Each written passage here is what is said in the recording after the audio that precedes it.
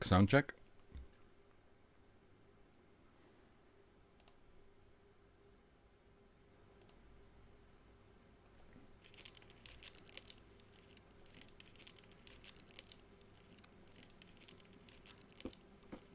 Oh wow, it picks up my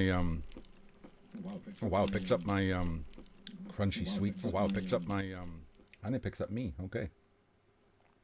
Impressive.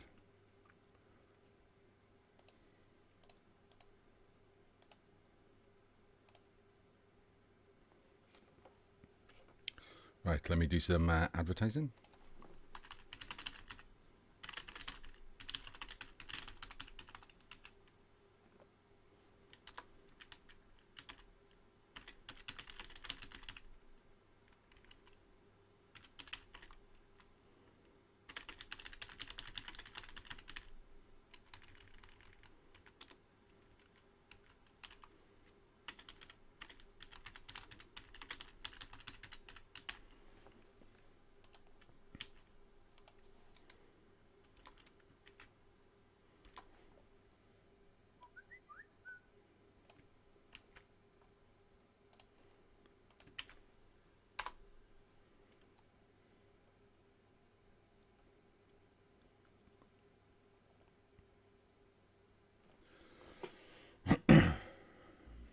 Let's actually turn Blood Bowl on would be a good start. I was looking for it on my tabs and I forgot I had to turn it off to go home.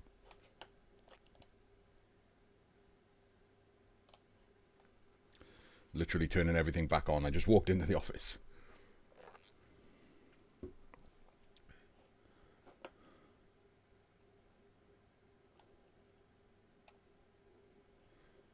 Right.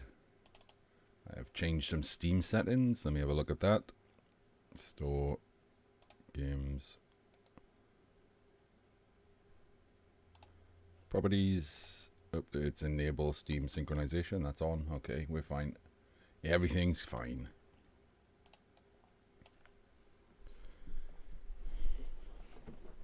Oh. Merry Christmas to whoever's just shown up. It's probably just Juhanian right now. Since he's the only person who knew in advance I was going to be doing this.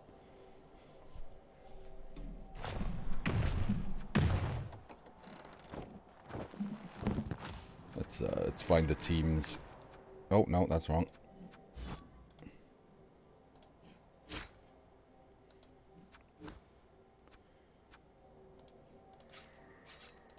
Spartako's undead team. Has he done any changes? Hasn't fired these guys.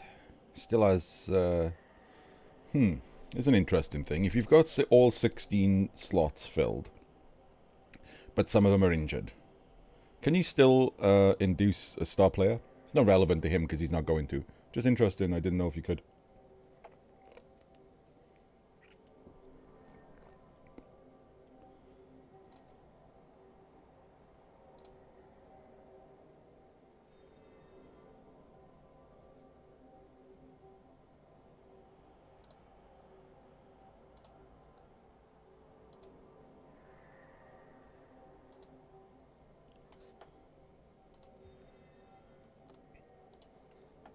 Who is on Blood Bowl? It's just Ziggy, is he?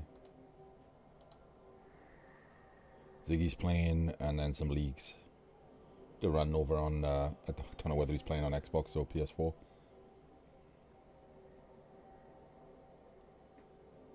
And then a bunch of people I do not know.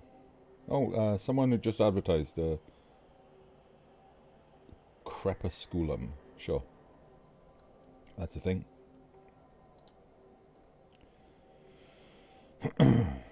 Drinking coffee. Cold coffee at that. Iced coffee, technically, but...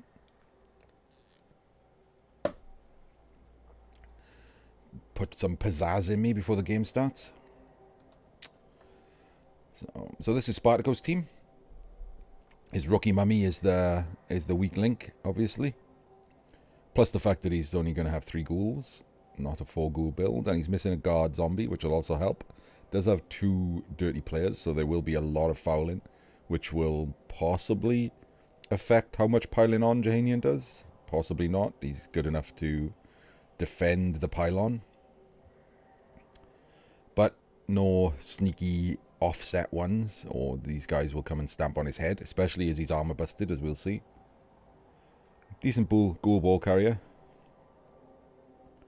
And then odd ghoul. Blodge, stand firm, guard. It's not something you normally see on a ghoul, but hello Morplovac. Sneaky little Boxing Day treat for everyone. You get to watch a CCL semi-final, because these two have decided Boxing Day is the day to do that. Did you by any chance rage quit more than 6 times?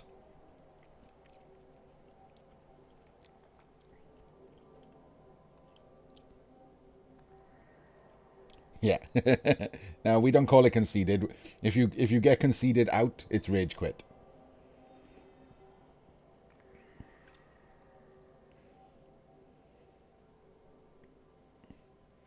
You're allowed 4 concessions. Once you pass 5, you're rage quitting.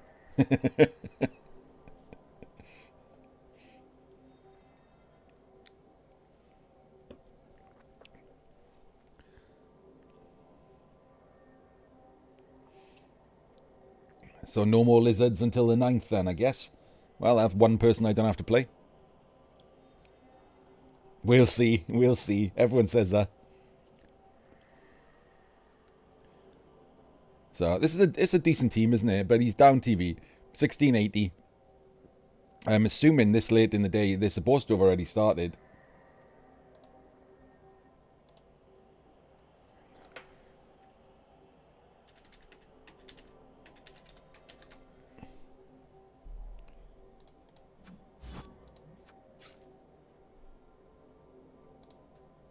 Right, so they're in. I'm just going to have a quick look at Juhanian's team.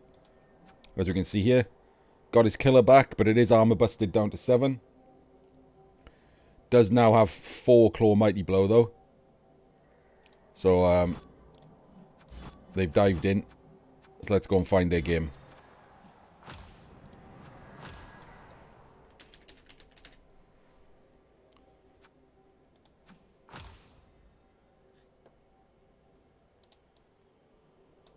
Let me pop out the chat so I can see it better.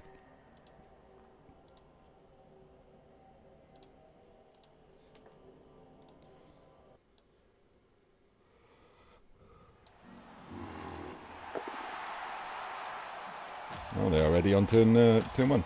Right, let's go back to the start. Hello. Oh no, I've just spilled coffee everywhere while I was rewinding. Hang on, let me tie it up while they do the coin toss.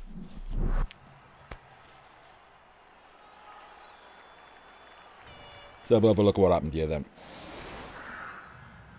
So, Undead won the toss and chose to receive.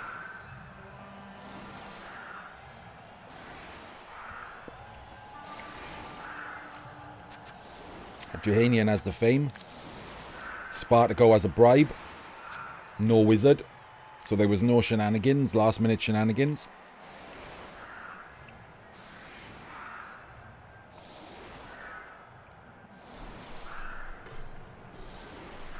Hello, Lupac. Yeah. It happens, doesn't it?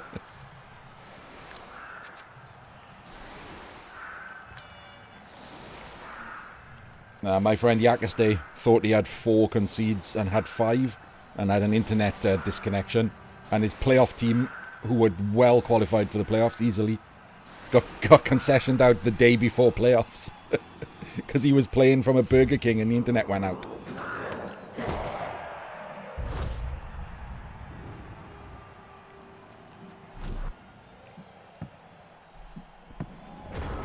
Yeah, you can see here.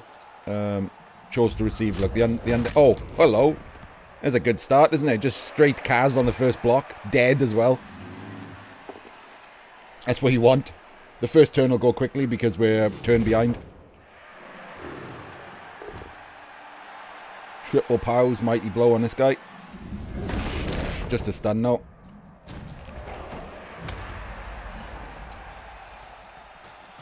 Juhanian with a guy as bench. I should put the skills on. And I should switch view.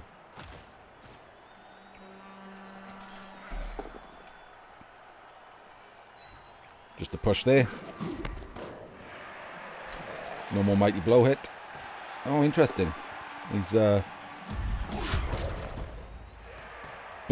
used both dirty players there, even with his bribe, so he's not caring too much about the rookies on the line. It is a big game out yet, yeah. Yeah, Open and CCL have about the same amount of games, if I recall correctly. I'm sure both at around the 1600 mark, Grindle. Spartako, the undead are the lower TV, and they've got a bribe, and that's it.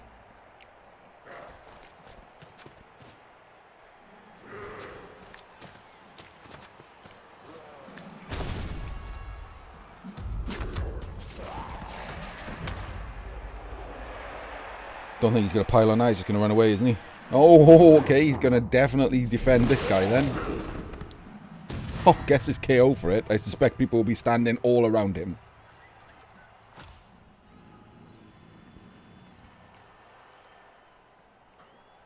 Because this guy is in range of stamping on his head. Spartako did leave a guy exposed there, didn't he?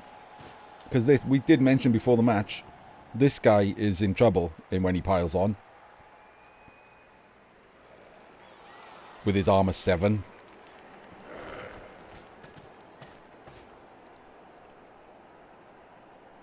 But he isn't getting through to him there. And he's not going to... I mean, he could foul... He's not going to foul with the ghoul now. But he could have fouled with the ghoul, couldn't he? With the bribe. Could have been mad about it. Get rid of the claw plumber. The good claw plumber. This one hasn't got block.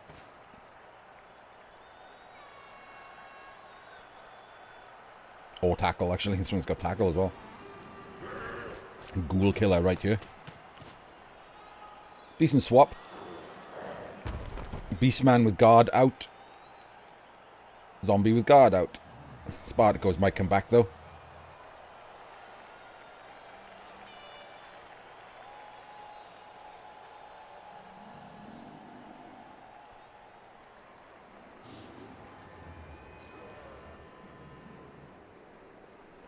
It's the problem with not having any bench, really. You had to put a Beastman with guard on the line. Had he bought another Beastman, which he could have done, Spartako would have had a wizard instead of a bribe, which is worse in the playoffs, so... You take it, don't you? It's been punished for it, though.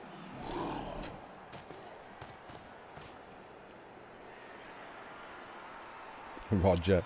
I don't know if is it you that always calls it a Roger? It's a Roger. Like R-O-G-R-E.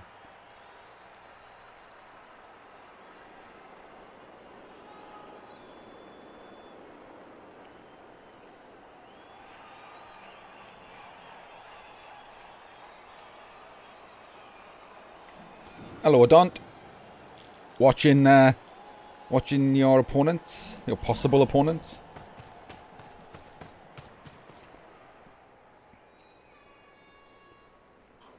For anyone who doesn't know, the other semi-final features Adont there versus Elyod's Pro Elves. Adont is also undead, so we have two undead teams in the semis. Could be a undead versus undead final. That'll be pretty impressive. Don't normally see undead do so well in the CCL format. They're normally very good in NAF format, but once you get past around 1500 TV, they start to slack off. And yeah, Elyod got lucky in his match against Gdanik, but he beat Dalibor pretty straight up. Pro Elves with a wizard, and he's got an Edge 6 thrower with Juhanian as well. And because they're low TV, they get the wizard. So it's a hard combination to try and beat.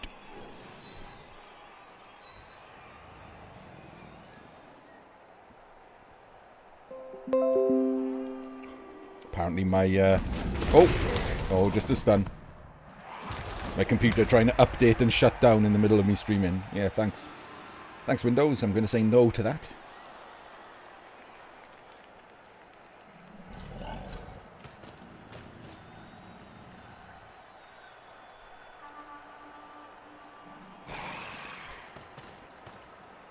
It's a big stun as well. Our guard. Going for him anyway. And he's got him. Didn't even use the bribe. Juhanian getting banged on pretty hard at early doors. That's a big loss. Juhanian only has 3 Chaos Warriors. And there's one gone. There's one of the 2 good ones gone. Juhanian didn't buy a 3rd Chaos Warrior. Same reason as not buying a Spare Goat for the line. Would have given up more inducements to Spartako. There's 2 on the opposing team here, Moplovac. And one of them has block, so they're hard to actually... I mean, this one's getting twatted now, I would think.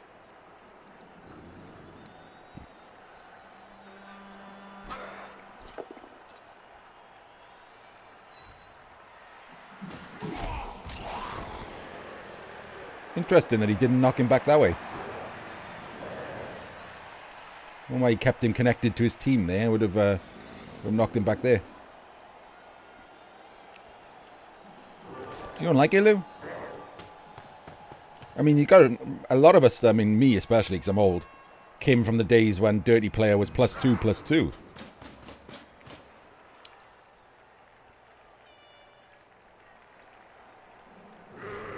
It's a 30% chance of being sent off every... oh, he gets the power with the palm.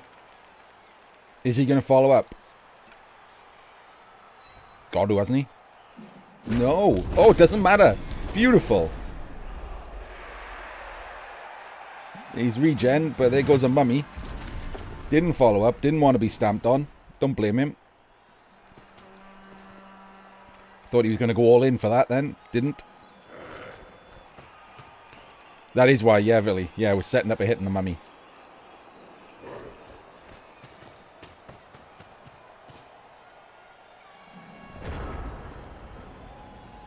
Yeah, Ali, I mean, you've got to have fouling in the game. It's called Blood Bowl. I mean, if you're allowed to stab people and chainsaw people, fouling's got to be a thing, isn't it? It's a 30% chance of send-off. You are more likely... Only if you've got one of those. I mean, some of the teams have one of those, and some don't. That is their counter, isn't it? Undead have got these cheap zombies. Because once they get past 1500 TV, they're meeting Clawpalm. Oh, a bad start.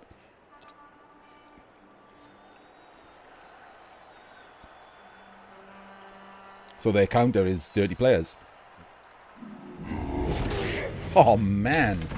Juhanian is just getting absolutely banged on. That's another 2 of his 3 warriors out now.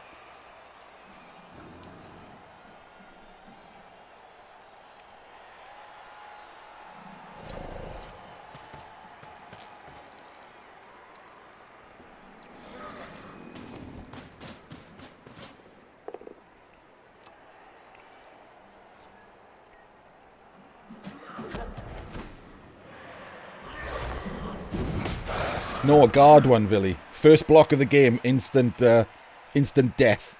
AV break.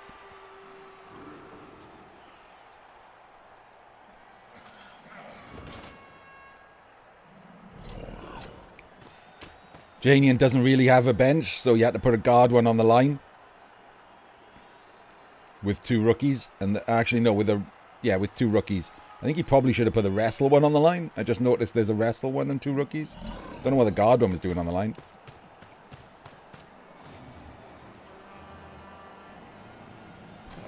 Just moving the ball around in the backfield and removing Juhanian's team.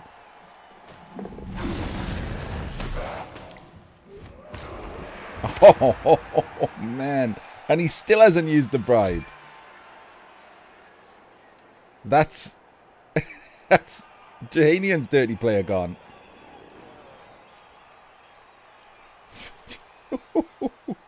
This is brutal already. It's because there's nothing in this box over here. The mummy regened.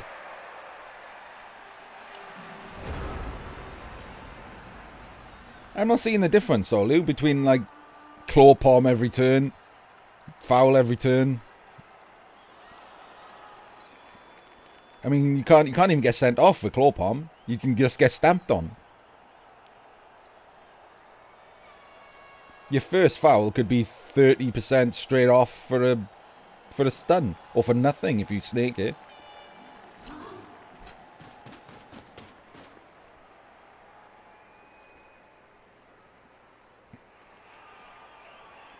What's he going all in on here? The white or the mummy?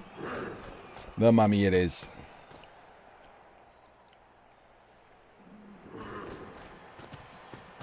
Stand firm, this mummy. Oh, he gets him though.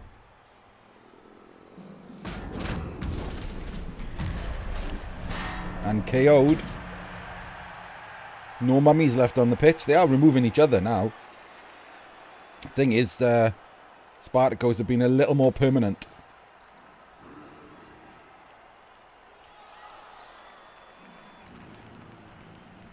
As he said though, if you've got two 40k or 60k dirty players, almost all fouls are good value, right? I mean, that goat is 70k, so anything with a skill, a guard and a dirty player, there's nothing really bad value. There's 2 rookie goats on Juhanians that you wouldn't bother stamping on.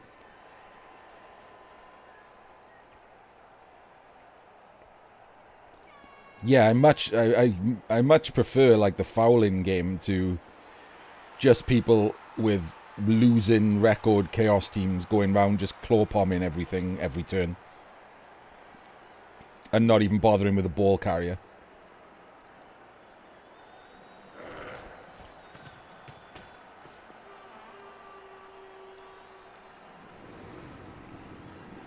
In CCL format. Obviously in League it doesn't matter, does it? Because the win is everything.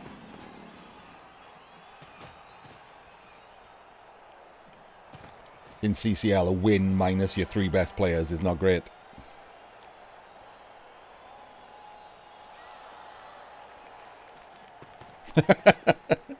Juhanian having like triple thoughts about where he wanted this guy. I think he might have done if he still had his dirty player. I don't think he's going to do it with the rookie. Dirty player is worth fouls. Rookie fouls only when, you know, like no skill fouls. Maybe if your very men's up or the stun is all you need to like stop a score or something. He's got 1, 2, 3, 4, 5, 6, 7 guys plus this guy. He could be down massive. If these fail, massive men's down. I mean, Spartako's going to have trouble scoring without his mummies. He's only got 1, 2, 3, 4, 5, 6, 7. And this guy's out of it.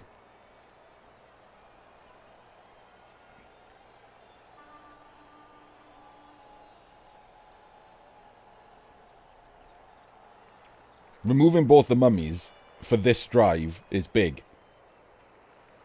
The problem is that the Juhanians players are not coming back.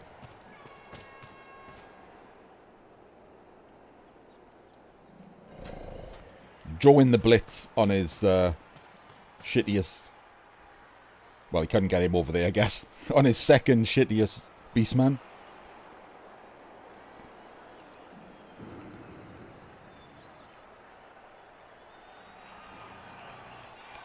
Now he is, yeah, Valk. Now the mummies have gone with their 3 dice mighty blows. These guys are going to find it harder to get removals.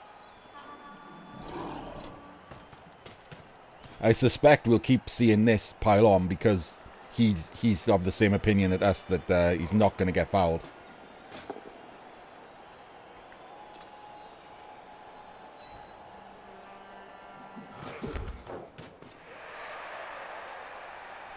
This ghoul's in trouble now. He's in range of this guy.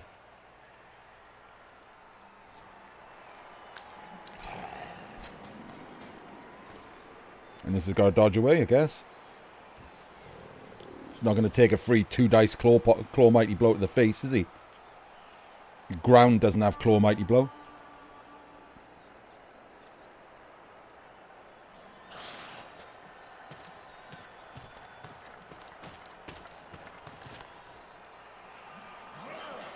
Makes his dodge. Pretty important, I think. Could have just smashed through here, couldn't he? Slammed in. I think he takes out this guy and just gets in front of him, doesn't he? That's a free ghoul death right there from this dude. And he's the one stopping getting into these squares.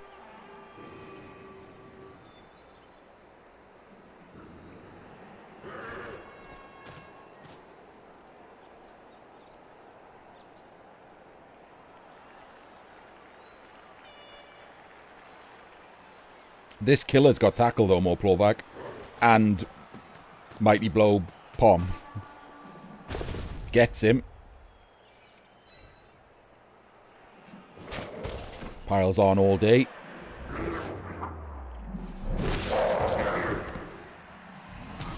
Just a stun. That's gonna annoy him. You've been looking for more from that, wouldn't he? Gets a free hit on a ghoul.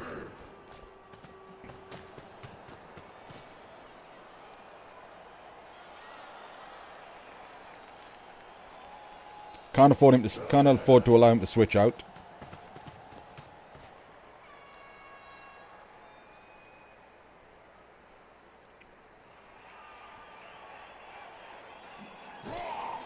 What's that there? There's a big message there. Oh, that's interesting. Trying to draw an actual hit. Because Spartako hasn't got enough men to go contact, really. So I don't hate that.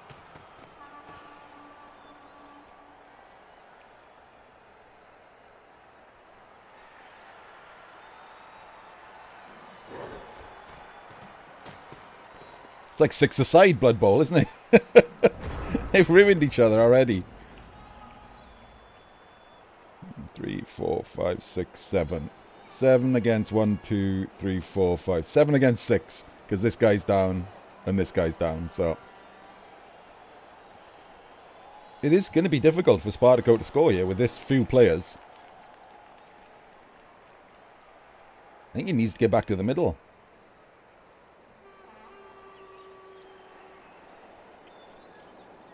Too easy to be blocked on one side with this few players to push through.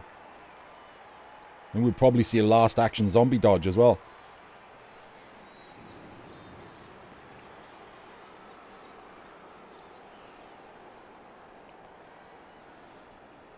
Did that one die? No, the dirty player's only badly hurt, Morplovac. So he's down to 11 men with this guy dead. I mean, it doesn't matter if he was going to fire him or not, because obviously it's the final next, so this guy's not appearing. This guy will be back. I know it's only turn 5, but assuming no one else dies.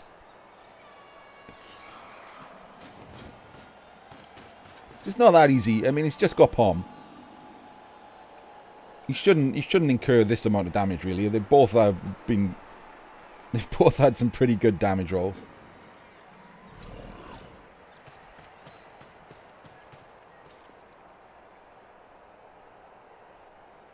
Rookie Beastman's getting twatted. Gets the POW. Does indeed come back to the middle. Oh, he piles on now. Oh, and he's beautifully rewarded for it. That is crazy. I don't like that pile on at all, but can't complain about the results, can you? I mean, with this few players on the pitch, piling on seems like madness, but okay. All the action in this small square because there's so few players left. And he does make his zombie dodge.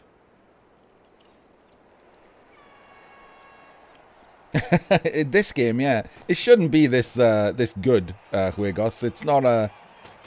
It's not something that normally happens like this.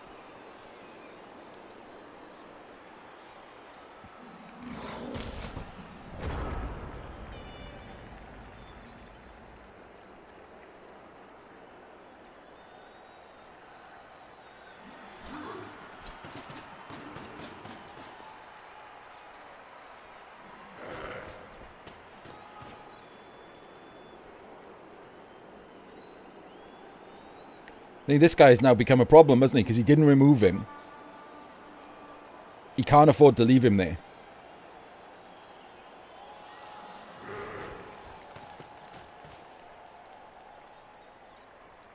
So he has to commit players to this downed guy, which is a real annoyance. Does he do the GFI hit with him? Or does he go for block without block? He's going to 3-dice him?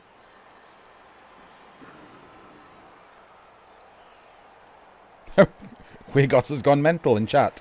I don't know.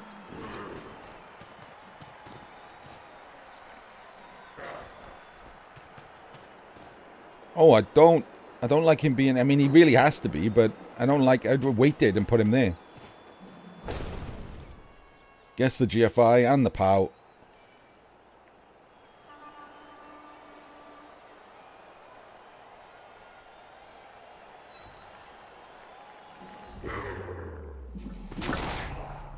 Just a stun. Calm follow-up. I don't like this. I mean, now is when you move that guy to there. He's got tackle, but he's got a reroll, so that's still a 3+ away. I think you wanted him the other side. I get why he did it, because I guess he could have snaked the GFI and then had no one on the ghoul.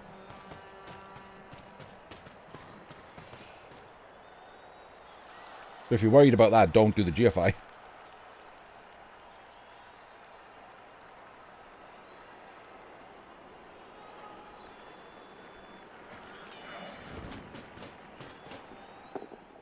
Gets the POW on the Pommer. No armor break straight on. He is going to pile on, because of course he is. Doesn't get anything. See, that's what normally happens when you pile on. Nothing is the answer.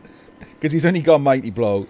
So he still has to roll an 8 to get through the armor, and then an 8 to get him off the pitch. You don't normally just get Kaz after Kaz after Kaz.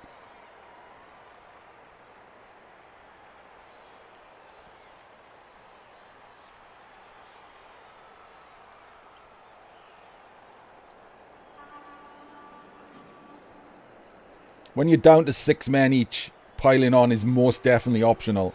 Because look at this now. 4 of his players are on the floor.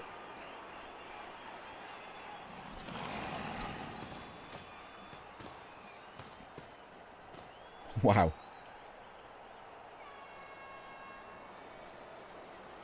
I wonder if he's going to foul this dude. That would be pretty funny, wouldn't it? Move the ball out here. Away from this guy. Off he goes.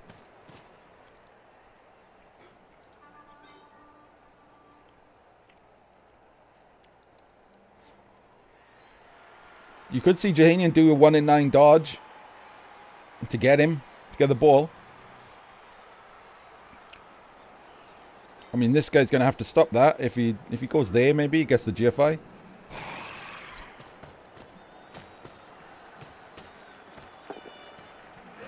Okay, that stops it too. He's going to foul. Madman if he gets sent. Oh, if he uses the bribe. There we go. Bribe's gone. Doesn't roll a 1. Stops that dodge move though, doesn't it? 1, 2, 3, 4, 5, 6, 7, 8.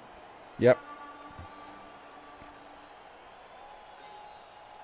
1, 2, 3, 4, 5, 6, 7, 8. You can only get on him now. And he did make the dodge, look. That guy would not have been such an annoyance if the wrestle was the other side. Ooh, that's big.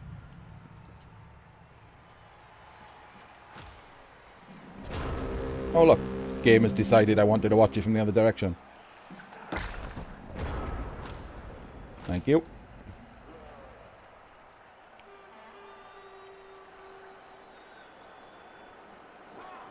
Yeah, the change to piling on is stupid. It's worse than piling on, so.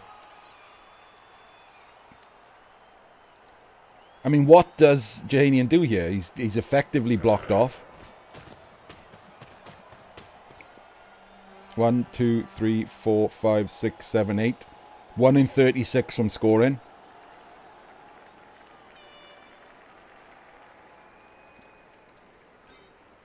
Could 4 plus 3 plus it through.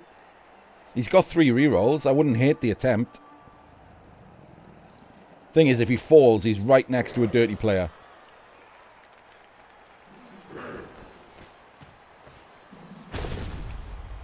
just got... He's going to reroll that, surely. 3 rerolls for 3 turns? Oh, come on, man. What are you keeping your rerolls for?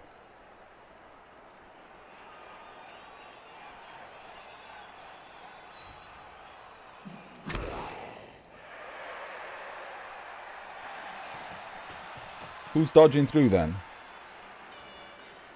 3, 4, 5, 6. Okay, he can get there. The Chaos Warrior. 1, 2, 3, 4, 5, 6. In fact, both of them could get there. 3+ dodges. Maybe that's what he's keeping his reroll for. So the only way to stop him scoring is to get people on the ball.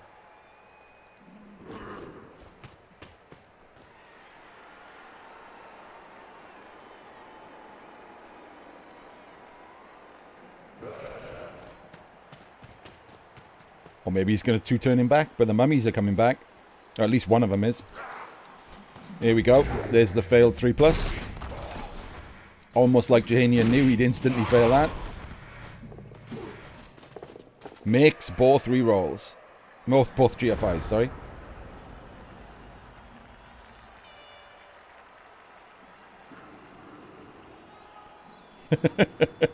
I just noticed chat has gone mental. Like, I watched the match for a couple of minutes and chat's gone batshit.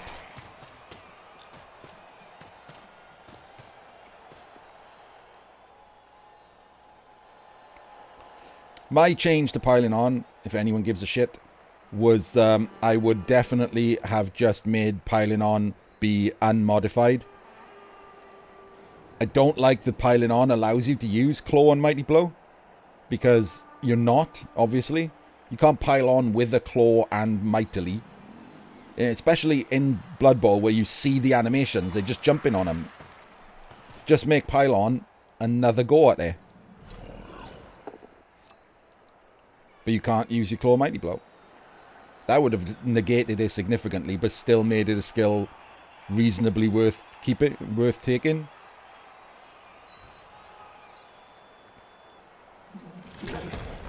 I would even have been fine if they'd left it where Mighty Blow still works, but Claw doesn't, because you can't use your Claw when you pile on. That doesn't make any sense.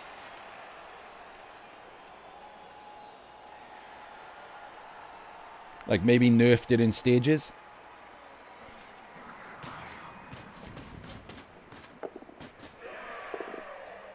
Yeah, I don't hate... Claw is fine, I think. Gets the pout. It's the triple combo that's the problem.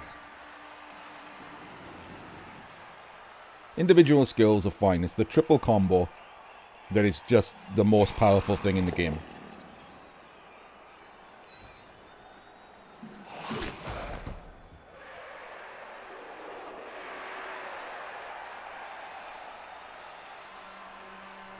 Well, the thing is, Wagos, the original thing I said is a big change. Here we go. Makes his GFI, doesn't even need the reroll.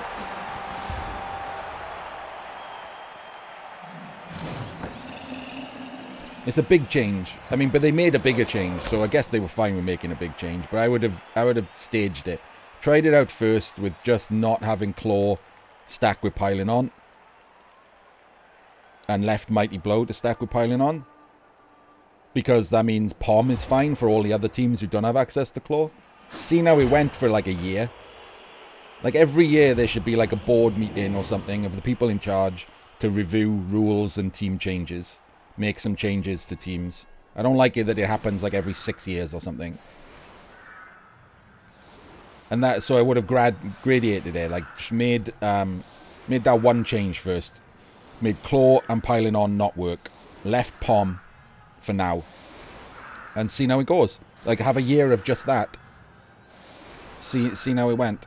And then if it doesn't work, you know, if it's still too powerful, then you can stop Mighty Blow and piling on as well. I think Claw. Yeah, I think I'm with Villy. I think just stopping Claw and piling on would probably be enough. Because Pom is everywhere, isn't it? Everyone has access to Pom, but only certain teams have access to Claw Pom.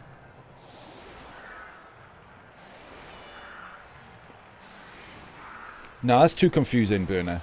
I think if you just said, right, when you pile on, you can't use your Claw, because that makes, like, sense. Like, that makes actual, just regular sense. Both mummies came back. No bad KO rolls for Spartako. Only one of the Chaos Warriors came back for Juhanian.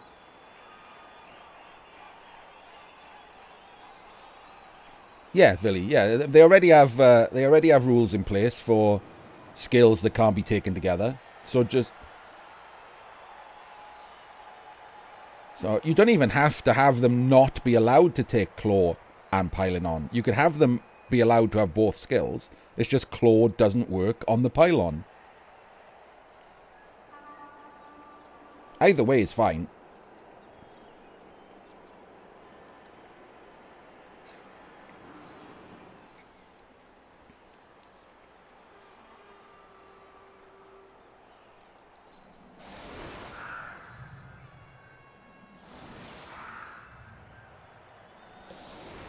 Chaos without claw would be a completely different team, wouldn't they?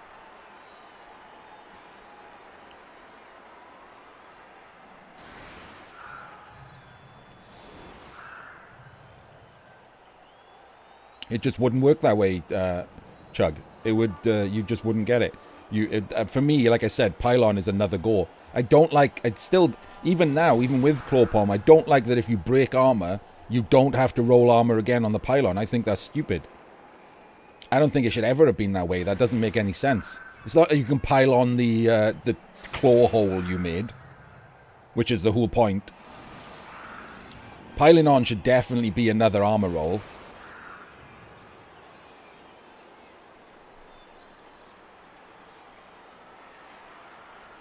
I would even remove that from regular POM. I hate that you don't have to make the armor roll again. I think that's stupid.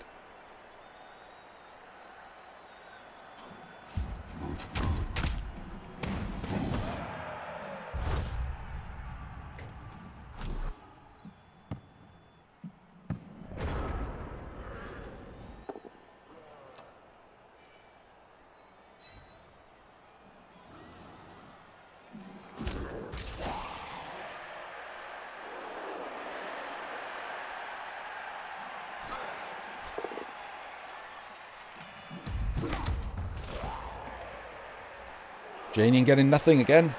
And he hasn't even really set up for the 2-turn here, is he? Or is he going to just try and bust through the middle and hope and pray? I mean, he's got to give it a go, hasn't he? He set everyone up in the middle. So he's just got to give it a go, really.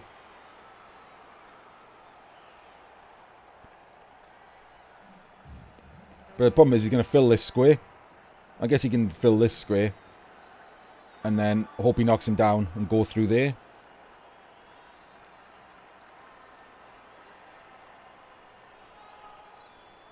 I'm going to get very far, is he?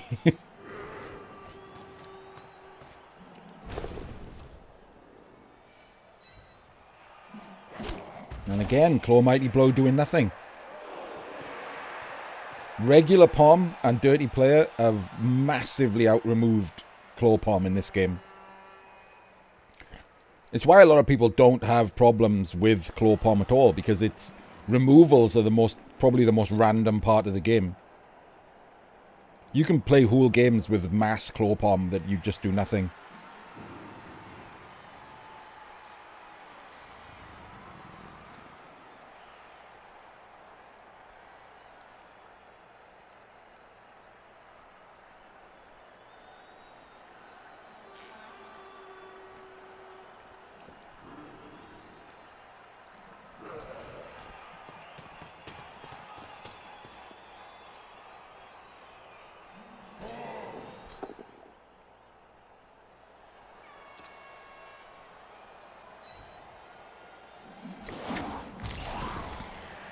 There were loads of ideas I saw thrown around for Claw Palm, that all of which would have been better than the one they ended on. I have no idea what they were thinking.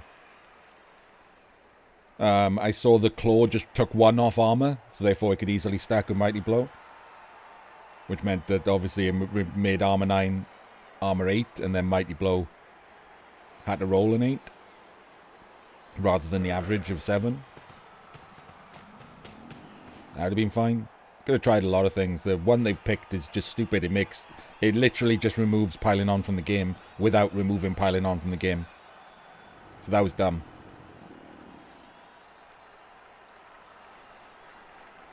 So what do you do if you're Juhanian here? Keep the ball in the backfield. Ghouls are going to be able to reach you, probably. It looks like he is going to be doing that. Waiting to see what happens here before throwing the ball down.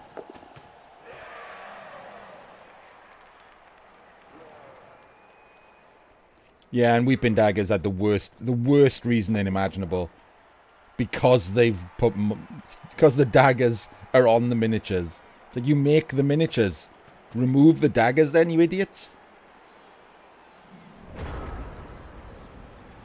It's a rule for gutter runners, Morplovak, where 50% of badly hurts become miss next games. If I think that's correct.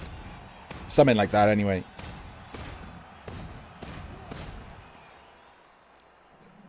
So if a gutter runner inflicts a badly hurt, you roll a d6, and on a 4+, it becomes a miss next game because of the poison on the daggers.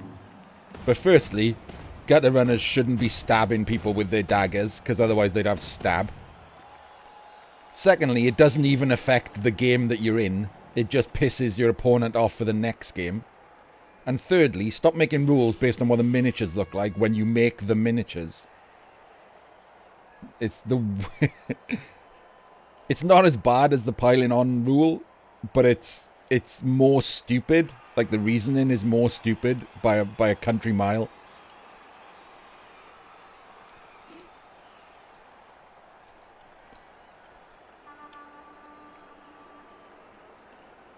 So this is going to be a throw and hope, isn't it?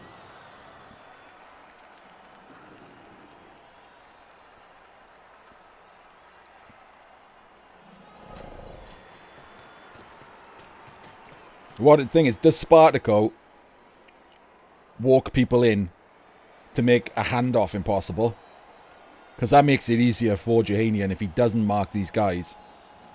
He does a handoff and an easier throw, because this guy just tries to get out.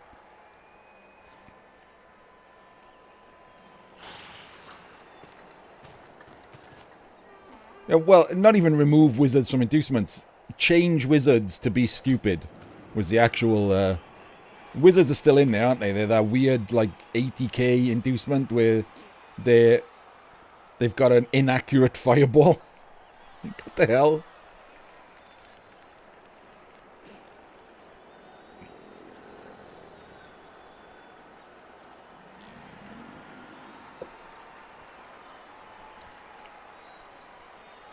Yeah, the changes were not good.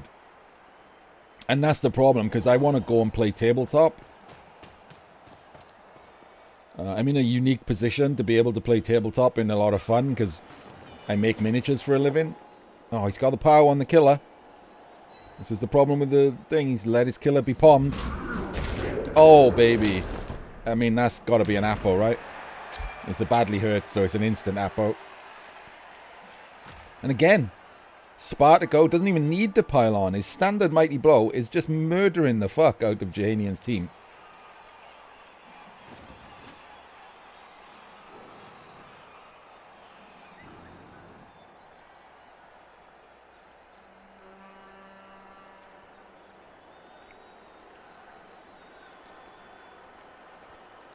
Right, so we're looking at here 4+, 3+ into the end zone.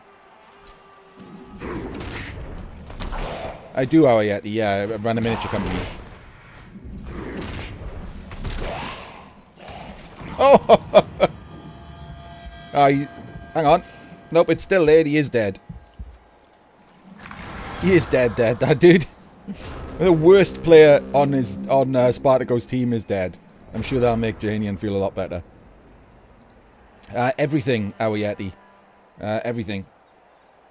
Hassle-free miniatures or HF minis. Hang on. If anyone gets bored while thinking time is on, that's us.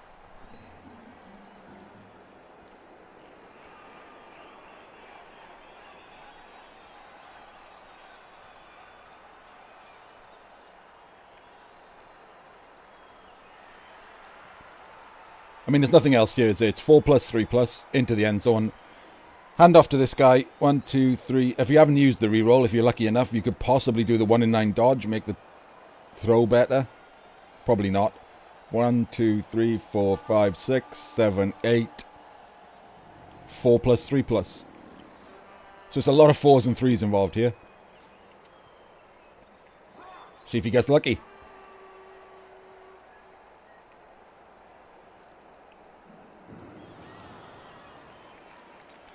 Take off, dodge. Oh, take off. Sorry, I thought you were talking about something in this game. We're still talking about rewriting things.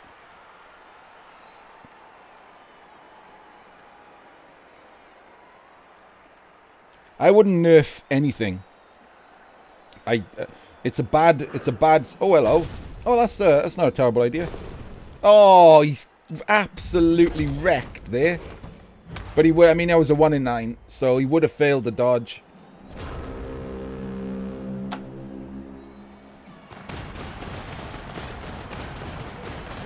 Turned it into a 3 plus 3 plus instead of a 4 plus 3 plus. So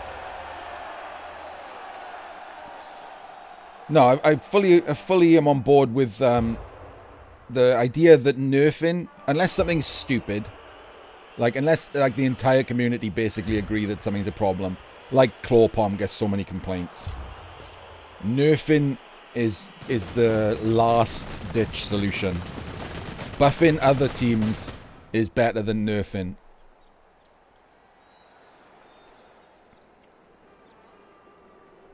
If we're going to make changes, I would much rather make changes to the teams that are crap.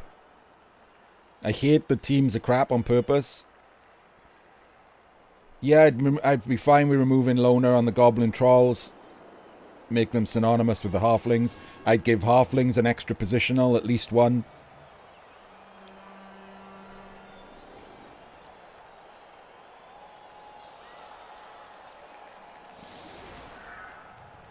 Where could he side? Hang on, but he can't sidestep anywhere that doesn't give him a, because he can follow up. Oh, I guess it's still a 4 plus 3 plus, isn't it? He could have dodged sideways, couldn't he, if he followed up? No, yeah, you're right. Sidestep would have given him a 4 plus 3 plus anyway. Needed the power, didn't he?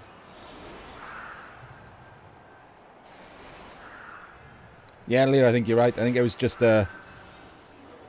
I guess he needed the 6.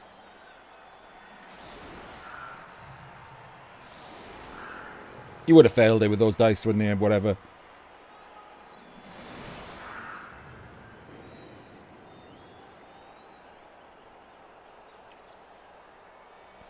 I just don't like that people are taught. People have been fine. I've been arguing with it for like 20 years. That people are fine with some teams just being shit. You can't balance a game like Blood Bowl perfectly. It's impossible. But you can make a fucking effort. Don't just do nothing because balancing is impossible. Make the teams that are consistently below 50% win rates slightly better. And see how it goes. Every year, just make a small change, see how it goes. I'm fine with them staying less than. But like Halflings win rates are consistently the lowest. With Ogres. And then you got Goblins. And even the Vampires and Kislev are... Do something. Make them a little bit better. Because you see the problem in things like CCL. You can be the top Halfling team. You can be the top Goblin team. But when you get to playoffs, you're fucked. Without some luck or like crazy skill differences between you and the other coach, you're just fucked. Larkstar's managed his Halflings really well, but I don't think Goblins have ever got very far. And Ogres and Rakka's been to the playoffs, I don't know, 6, 7 times. Never got past the first round. And he's the top Ogre coach every time.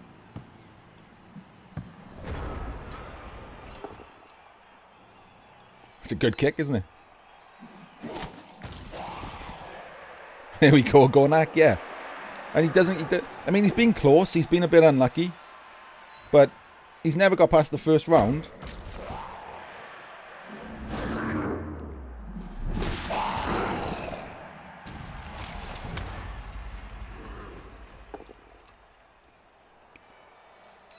I got no idea Swedish, but I think it should be a discussion. Oh, hello. Finally doing something. He's staying off as well.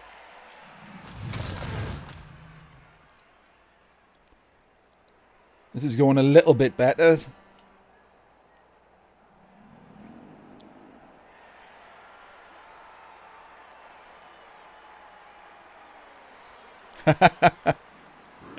Fair enough, Gornak. You should, is Moxie a part of it?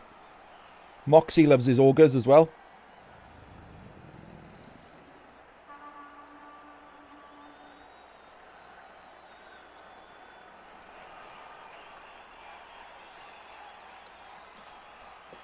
How much protection do you give this guy now?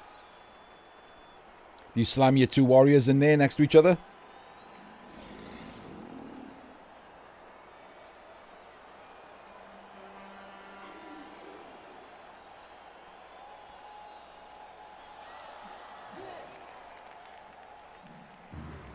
No, that would be crazy, Swedish. You just have a million blodge stunties. Like I say, you can't make big changes, just small changes. I would just give halflings an extra positional of some kind. It's crazy that just halfling is it. There we go. I was trying to go get rid of... Oh, here we go. Just a stun, but that'll do, won't it? That guy's not fouling anyone. And this guy's down on the floor, so... No, this guy's safe.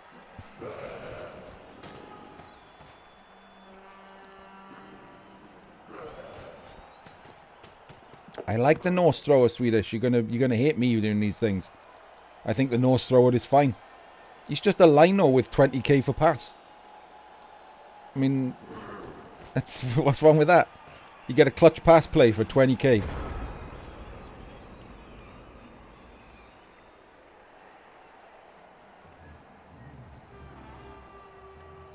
Because I don't like a team being designed to be shit, Burner. And a lot of people don't.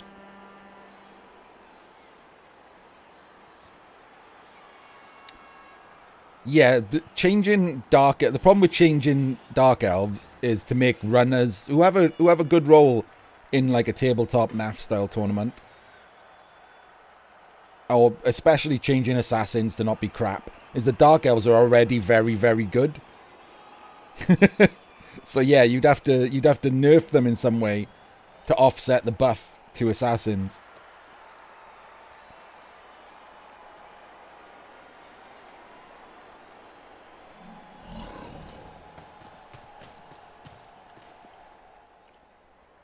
Yeah, the Norse thrower, if you give him sure hands and leader. Yeah, I saw Villy, yeah. If you give him sure hands and leader, he's totally fine.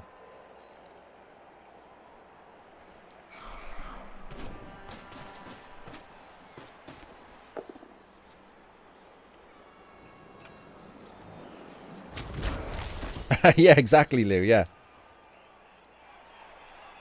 There's not enough of us to make them give a fuck. So our only hope really is Blood Bowl 3 at some point, isn't it? And the problem we have now is that Blood Bowl 2016 is out. So Blood Bowl 3 might more be based on that than on this. And as you just saw, a lot of us don't like the changes to Blood Bowl 2016 at all.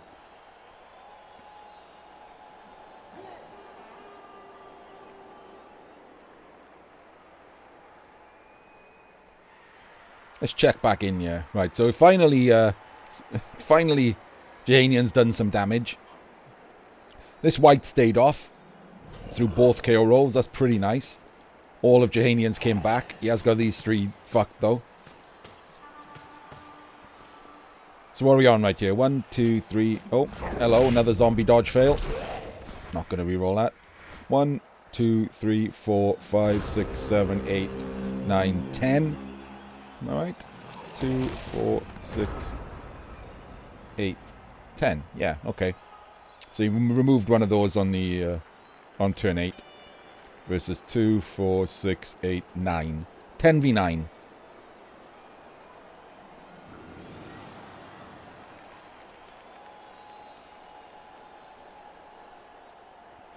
Yeah, that's the problem. Oh crap, how am I supposed to say that? ZZ1000ZZ?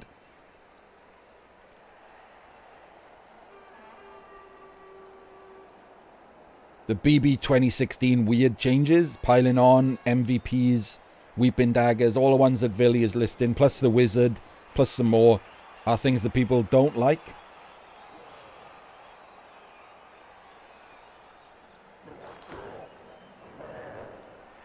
Having them in the game as optional, as Villy suggests there, for private leagues, totally fine.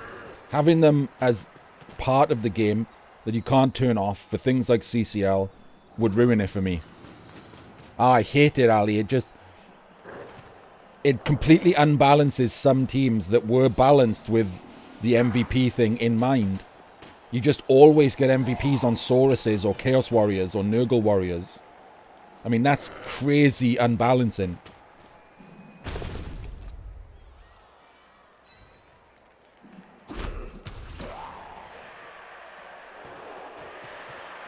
Or Flesh Golems, Ali, yeah.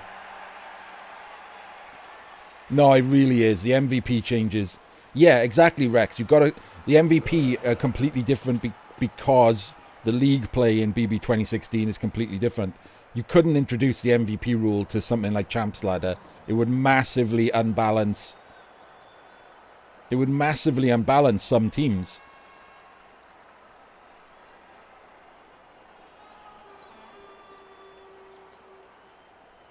It's only good for some teams is the problem, Lou. It doesn't really matter so much on some teams. I mean, you don't really care so much who gets your MVP on Dwarves or on Amazons or even Norse, I guess. Although you probably want to shovel it to the Ulfs and the Yeti every single game would be nice, wouldn't it? Tomb Guardians, MVPs. It's crazy. The things that are slow to level are balanced for that reason. Constantly getting MVPs on them would make all teams with those players on hugely powerful. Would be nuts.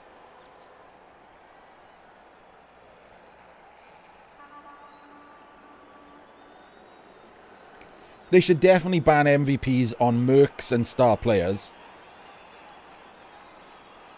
Or players who died. Who the fuck would... I mean, that's madness.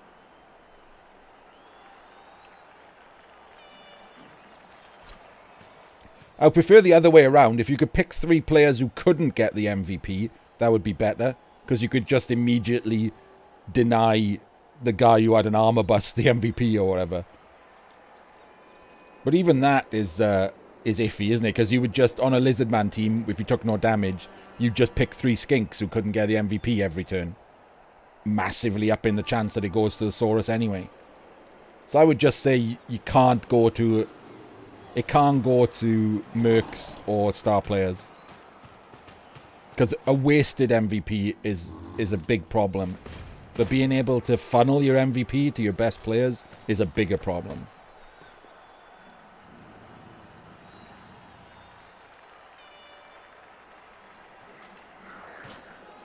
Here we go. Gets the power with his killer. And another straight armor break. This guy is a murderer. Interesting. No pile on. He's piled on almost every time. Oh, no. Never mind. He was just thinking about it. He gets a reward for it. This guy is mad. He's on a fucking rampage.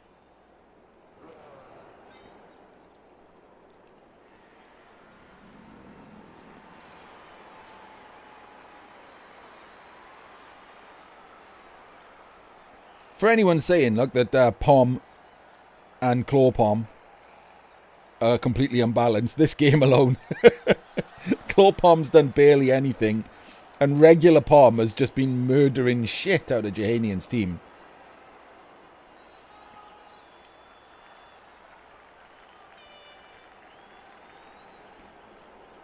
Now, does he protect this white? Does he dodge the white? Sorry, the ghoul?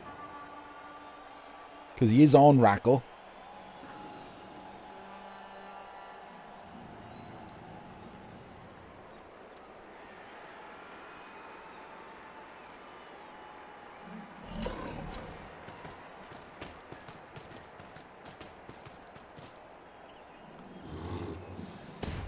Yeah, Villy, I'd be fine with dead players and mercs and star players who are mercs not being allowed. What is that? A 1 dice? Oh, that was his play. Okay. Same 3+, I guess.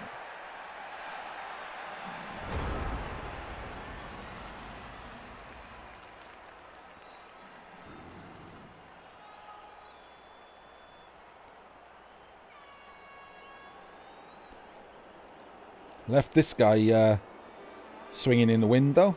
Might do this. Get rid of his best ghoul. 1 GFI, 2 dice with this lot. Swap him out with this one to keep the middle solid. I think I'd give that a go. Would need the POW though, wouldn't he? Sidestep's going to fuck with him otherwise.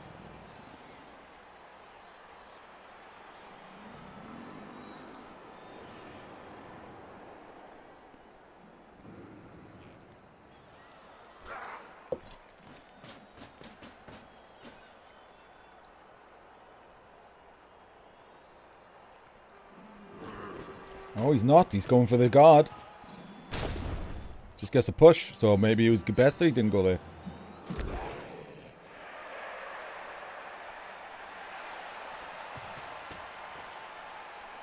Does it look like he's going to have a move here? Let's move across here and bring the ball down.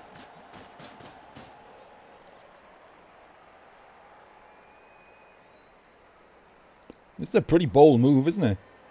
Leaving his ghouls stranded over here, to be fair. All 3 of them on the corner here.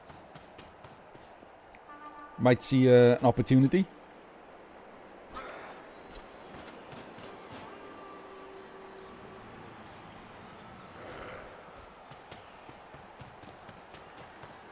Yep, he is making a move forward. Last action dodge here.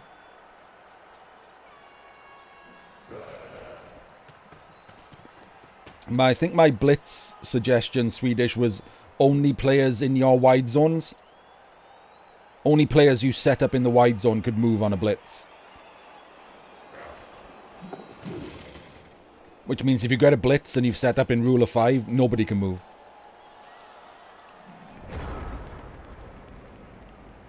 So if you're going for a blitz, you should be set up more aggressively. Some of the kickoff events are mad. Throw a rock shouldn't be able to kill your player. Pitch invasion shouldn't be able to just take your entire team down.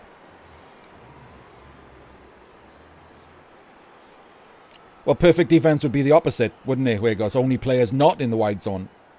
Because they're set up for a different reason. It can, Swedish. It really, really can. If it's bash versus bash, it can massively fuck you up. It can also ruin, a natural 1-turn attempt, just straight up. It'll make a regular 1-turn attempt next to impossible. Holy cow, I swear to God, this guy should just be MVP. I wouldn't hate if they instituted the kind of rules when you get game reports in Discord where they show you who's got like impact points and stuff to actually award the MVP to the MVP. That wouldn't be terrible. I guess they don't do that because it makes some players SPP hogs because they already got the touchdowns and stuff. But that's what real football does, right? They don't just randomly award the MVP. They give it to someone who they think was the most valuable player. Yeah, perfect defense are horrible. I hate the way when my opponent gets a perfect defense. Not only do they get a change, but you have to change your entire plan that you just spent 3 minutes thinking about.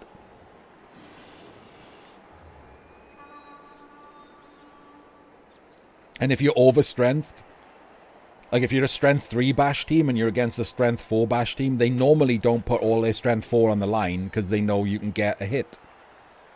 And they don't want to risk them. But with perfect defense, suddenly their strength 4 guards are all across the LOS and you're denied all LOS blocks and you're stuck because you don't want to make dodges. It's awful.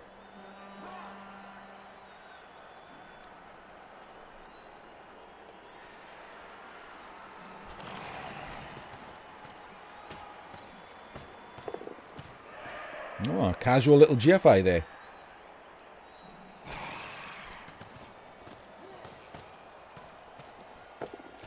And another one. And 2. 3 GFIs to make this screen. There we go. Casual elf screen. Just required 3 GFIs.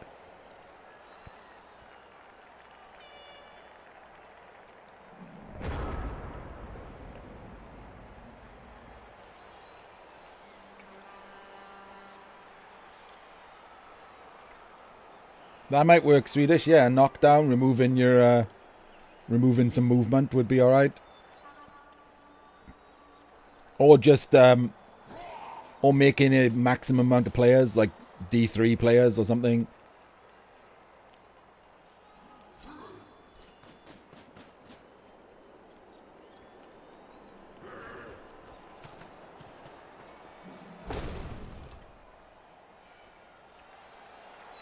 Here we go. Oh, he gets him. Oh, it's just a stun. And that's what it is. Without this, without the dirty players being sent off, Juhanian's piling on ability has been massively limited. Mummy being stunned is going to make a difference, but this guy's punching this guy.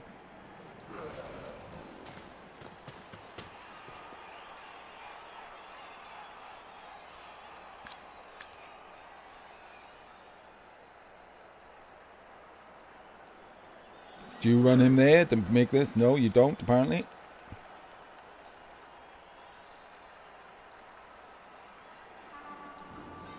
I mean, you could see him making the GFI to hit this warrior.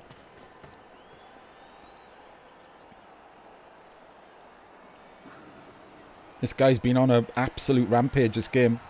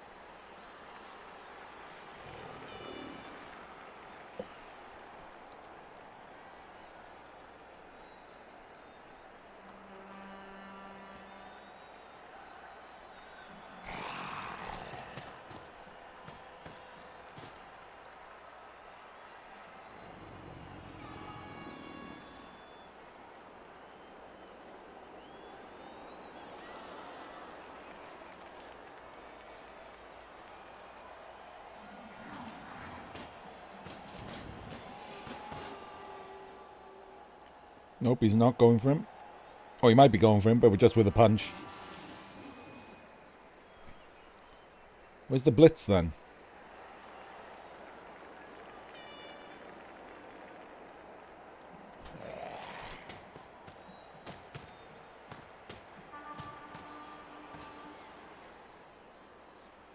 We can eat 1, 2, 3, 4, 5, 6, 7. He could GFI to there to complete the elf screen. 1, 2, 3, 4, 5. Double GFI with the mummy. Don't like that. So the mummy's blitzing. Mummy could blitz the pommer.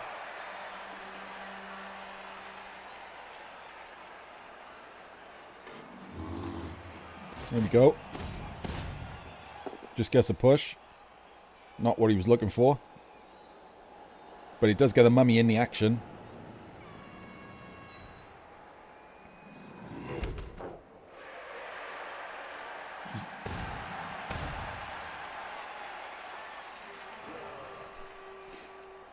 This guy's got to come back to this to be the screen, isn't he? That's a GFI now. Otherwise, this guy's the weak link.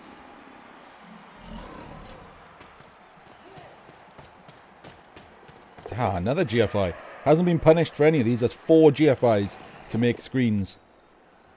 And some 1 dices. No 1s for Spartako today.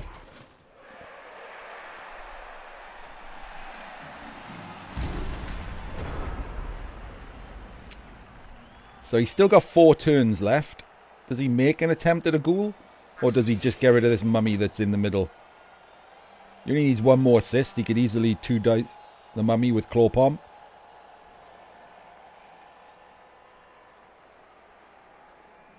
He doesn't have good field position. Doesn't have a lot of players. He almost has to go for this mummy, who's just messing his life up.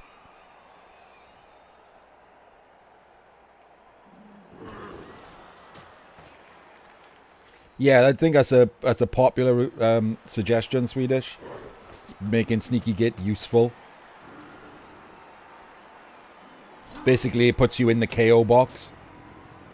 Sneaky Git. Instead of being sent off. Oh, greed. Oh, that mummy did not have him blocked. Pylon, yep.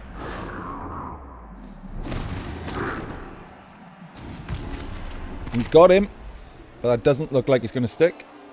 Nope, that's going to be a regen. Twice that mummy is regen. From a Kaz.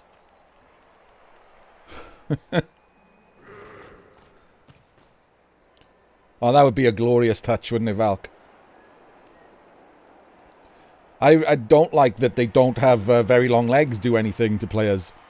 But it would be really funny if they stuck a false mustache on the player. It's not Moplovac, no. Even if he scores, this mummy's coming back again. This guy gets another KO roll. 1, 2, 3, 4, 5, 6, 7, 8. 1, 2, 3, 4, 5, 6, 7. 1 dice. Does have tackle. 3+ for a 5+. Might be worth a pot shot at the ball. You've got your elf screen in place.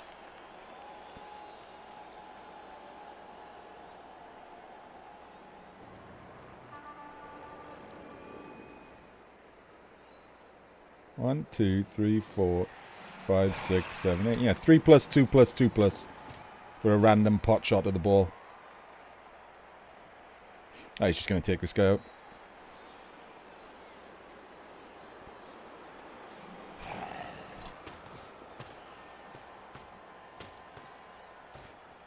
Yeah, Lou. I think it's the same mummy as well. The good mummy, I'm pretty certain, is regen twice.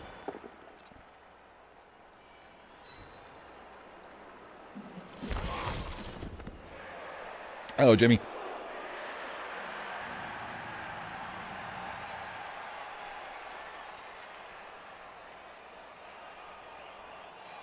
Quite possibly, Jim. Juhanian's been banged on pretty hard. Spartako's removal dice have been madness.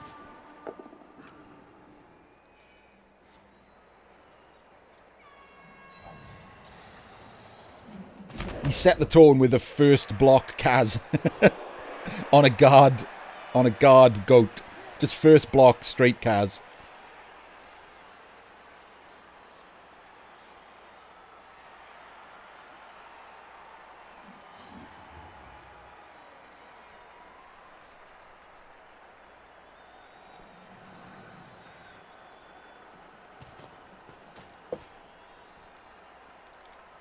Yeah, it's worse. I can't. This.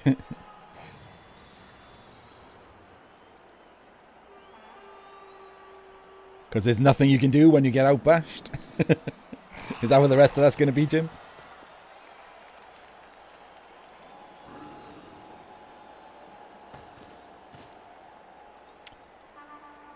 Yeah. It's just nothing. There's nothing left, is it? That's all he's got is dodge on this Ad 3 guy. That's it. And all the damage that he's done is regen. He's killed 2 pointless zombies. This mummy's regen twice from Kaz's. And this guy stayed out. And the other mummy got knocked out and came straight back. Whereas in return, he's got 3 Kaz's and 2 KOs.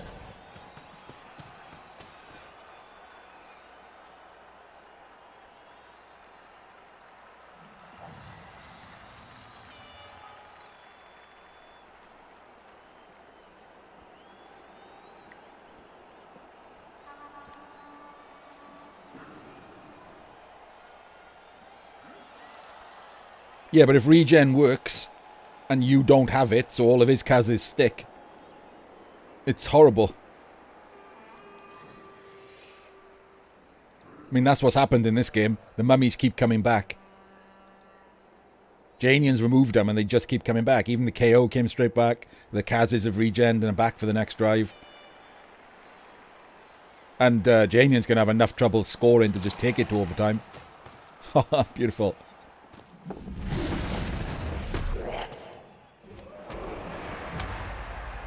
And Spartako has done, I think, 6 fouls and been called once, which he had a bribe for.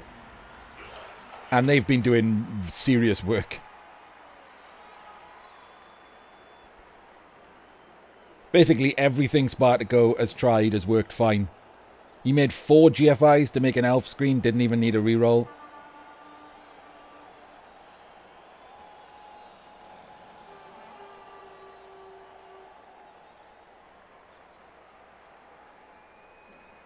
Yeah, you shouldn't have been able to punch a mummy on block 1, should you? They should not be on the line. If your opponent has, like... It shouldn't be on the line ever, really. And that keeps happening to Juhanian. That did nothing.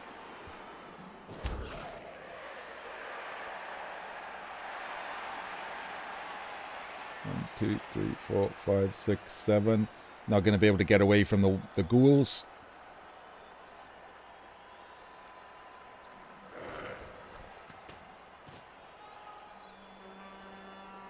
Well, he got away from the halflings. I mean, he got his 2 players back. He played the last game without the 2 players that the halflings fucked up. I mean, look at this. This is all he's got. 1, 2, 3, 4, 5, 6. And this guy's stunned now. These 2 are based.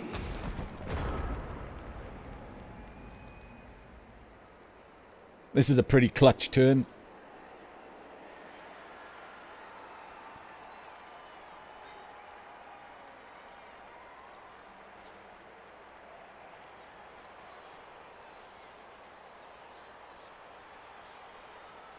Could stick him in there. Get 2 dice on him, 2 dice on him, and then blitz him. Maybe. All out for Spartako as well then, though. Or he could just try and block him off. Keep the elf screen up.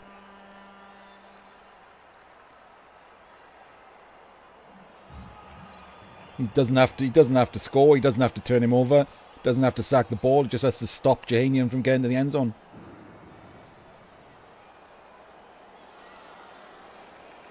I fucking hate double-layered skills. They get so much in the way. Just make the icon smaller and still have it like one line.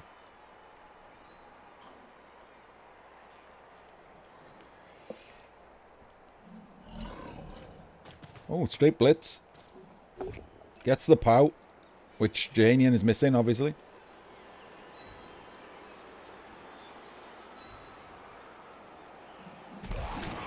Ho, ho, ho.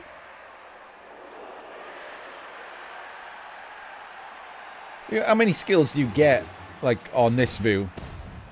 I think it's a maximum of 6, isn't it? So I'm fine if you want all skills to go back to this, because you've got too many skills on the screen anyway then. But learned skills can only be 6.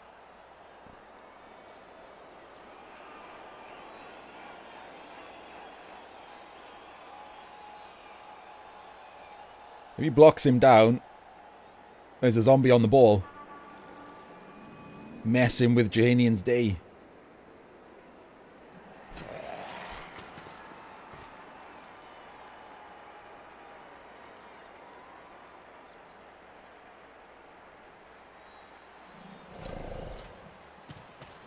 I'll have to have a look at that, Chug. Someone else mentioned it as well.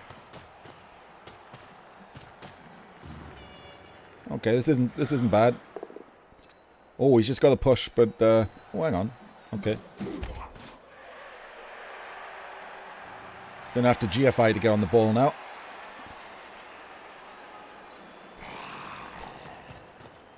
It could be an option at least. I'd be fine with it.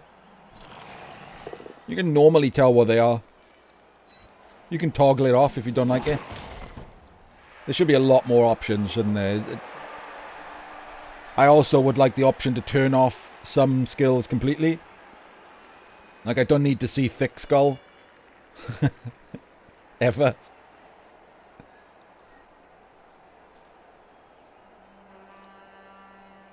Makes my dwarves easier to turn all skills on.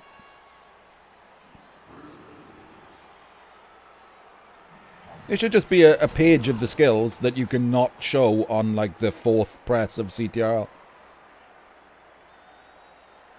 Yeah, you don't need to see any of those, do you, more blowback? That's not something you're going to forget. Well, then you can leave it on, True Blue. That's fine. Doesn't bother with the zombie GFI. I mean, he's in shit here, isn't he, Juhanian? Can't score this turn. Needs all of his players if he's going to blitz through this mummy, so can't keep the ball safe even with a dodge through. The fuck's he going to do here? It looks like he is going to blitz through the mummy. Wouldn't stand him up otherwise, would he?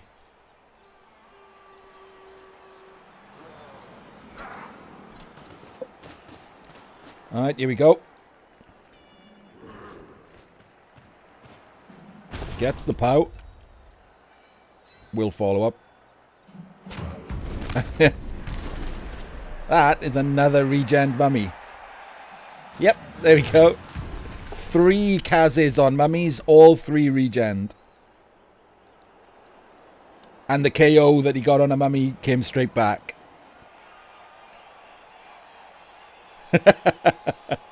I'm in favour of that change, Lou.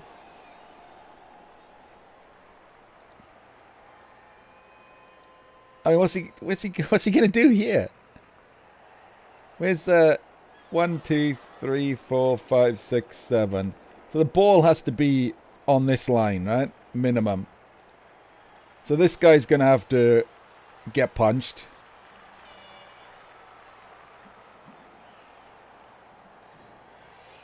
He's only got the rest of this guy's movement and the ball carrier left.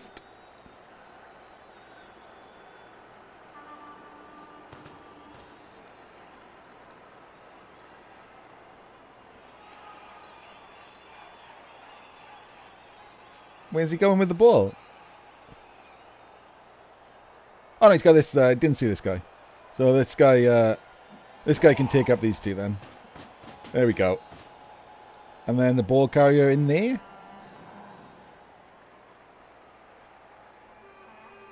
Still getting punched. He has got a guard here.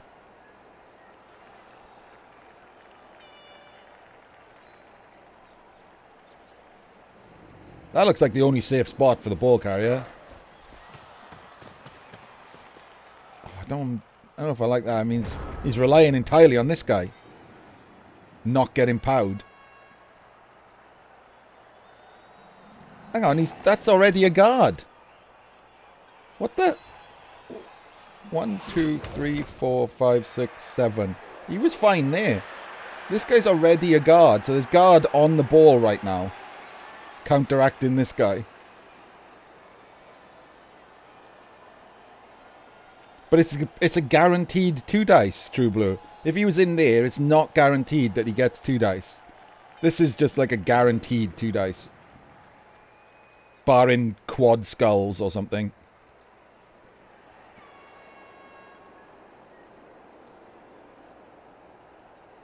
This guy's free to make this 2 dice.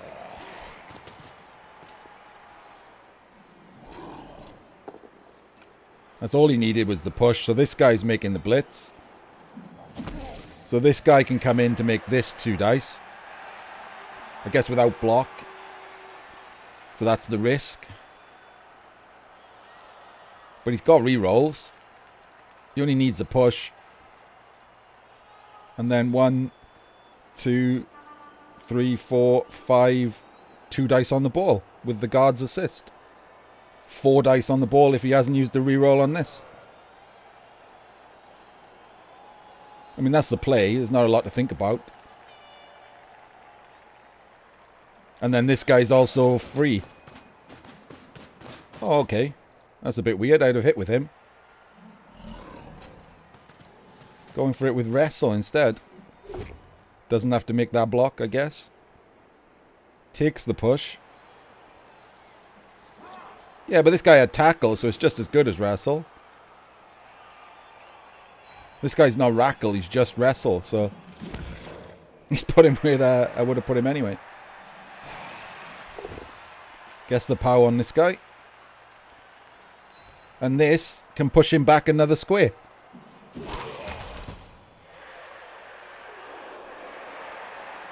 I guess that's what he did, yeah, but I guess that's what he was worried about if he went there in the first place, right?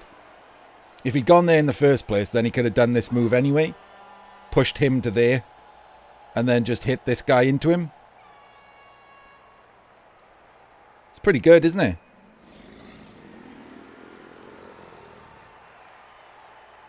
Got to move this guy first, though.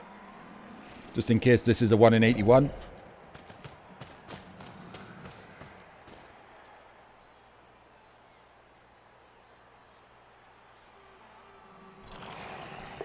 Guess the power as well. Only one scoring threat left, this dude. Who's got to roll like madman dice. If he stays there and doesn't follow up, that's a 6+ dodge. He's got to, I guess he could blitz through, makes it a bit easier.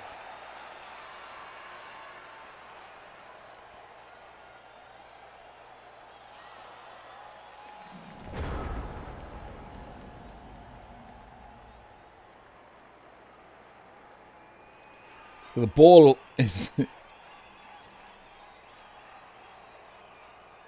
This is the only scoring threat.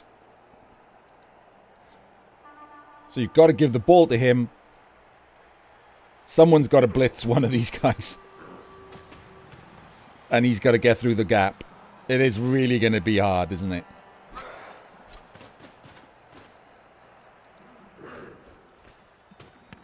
Oh, he doesn't use the reroll on the handoff. So that's a good start.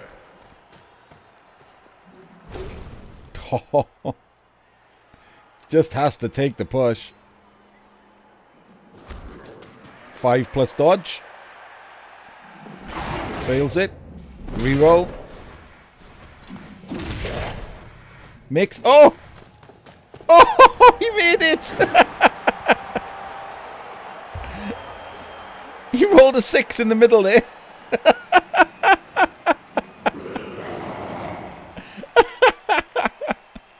That is glorious. Congratulations, Juhanian. Just casually rolled a 6 in the middle for the difficult part.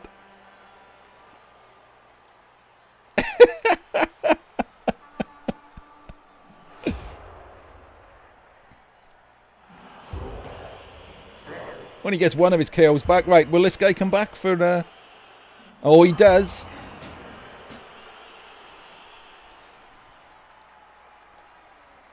I think if... Right, he's got to do turn 16 first. If Spartako gets the ball... Look at all these 6s here. There we go. He rolled a 6 for the 5+ dodge. Failed a 3+ dodge. Rerolled into another 6. And then 2 GFIs. Yeah, I mean, 3 Kaz regens and a KO wake up these two mummies have gone through. This would be a completely different game. Absolutely right, Lou. This, if those mummies weren't on the pitch, this would be Juhanians to lose.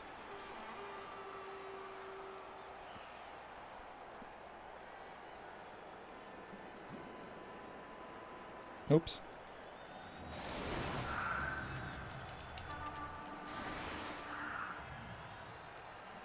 No, there was a 3+ handoff.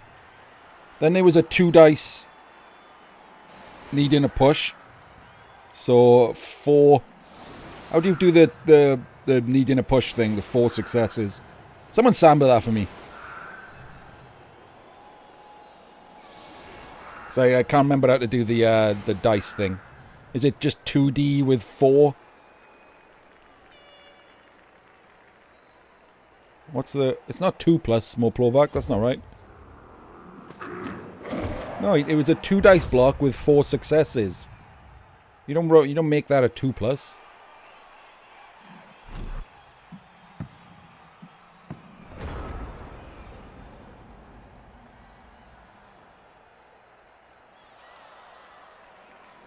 No, it's a 2 dice block with 4 successes, because either push or both POWs were classed as a success.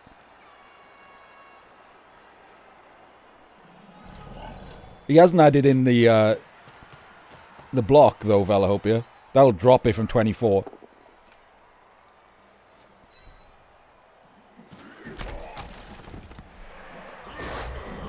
Yeah, you can't really... yeah, James, you're right. Oh, man, another fucking removal. That makes that 4+ huge for Juhanian. He already had another guy in there. KO rolls may well decide this now. Just pushes. I guess he gets another go at it. I'm surprised he didn't re-roll out with the killer, though. Oh, of course, not going to re-roll him. Overtime coming up, is he? Never mind me, idiot.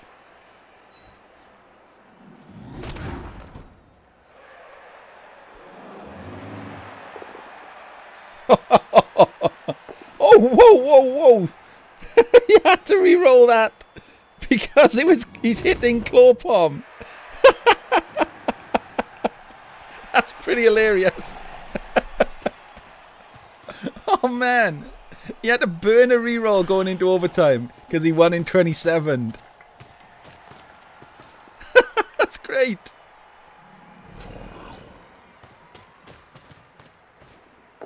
Just pushes. His claw palm is still alive.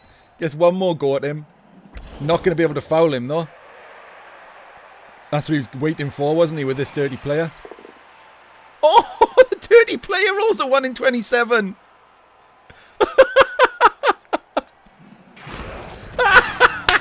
Gets KO'd.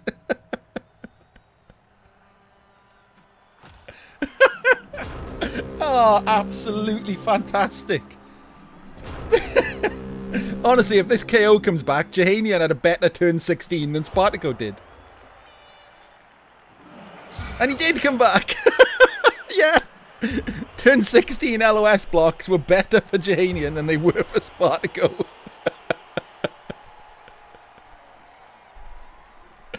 That is fantastic. Gotta love Blood Bowl some days.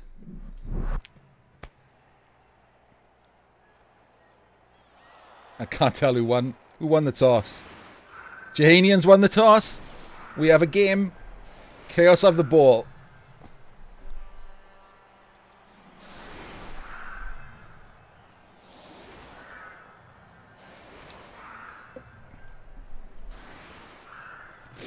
Yeah. Yeah, that would piss me right off if I was me or Dant. If I just rolled 2 1 in 27 blocks against Claw Palm, I would be super pissed. So Spartako, for his turn 16 LOSs, lost his dirty player and lost a reroll. That's all he got out of him. Get wrecked.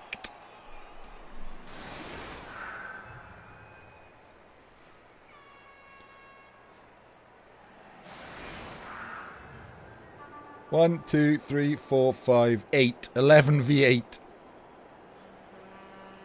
He's gotta remove some of these zombies straight up, hasn't he? Like just straight removals. Because Spartako's just got all of his team, all of his good team.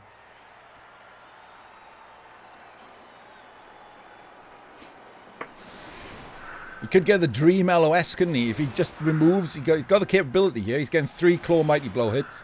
If he removes all 3 of these, it's immediately back on. Only got the 1 reroll. Spartako has 2. Juhanian does have the Fame. He could get another reroll here. Oh, never mind. Remember what you're talking about perfect defense being perfectly fine earlier? We're about to see why it's not.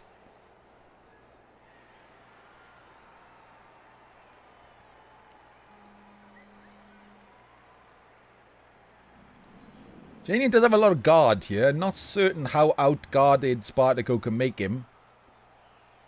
But he's definitely going to move away at least. He's not going to get 3 Claw Mighty Blow hits.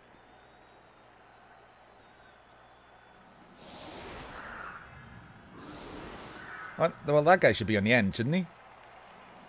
You don't want your dirty player being claw pumped. Swap them. What? No, Spartako, swap these. This is the least damaging dude. Swap them.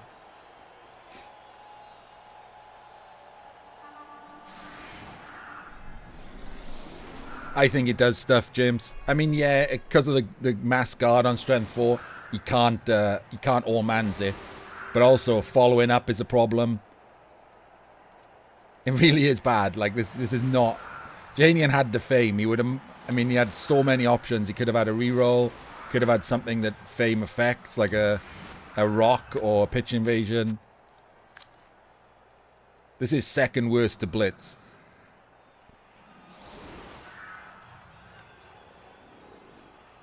Oh, he couldn't have had a throw a rock. Juhanian's got throw a rock cancelled.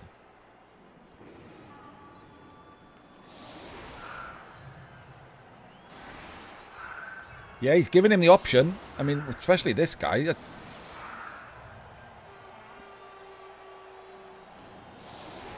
Spartako having a change of mind halfway through his perfect defense, going full line of scrimmage.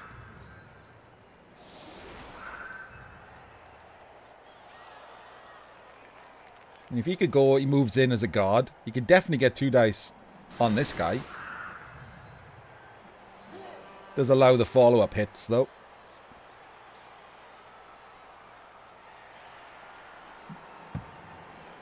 Ball's pretty good. Got to watch out for the ghouls coming into the backfield. Doesn't have a lot of cover.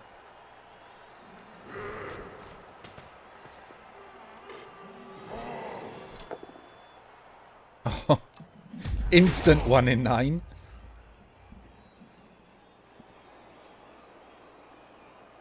Oh, he did swap him out. There we go. He finally noticed.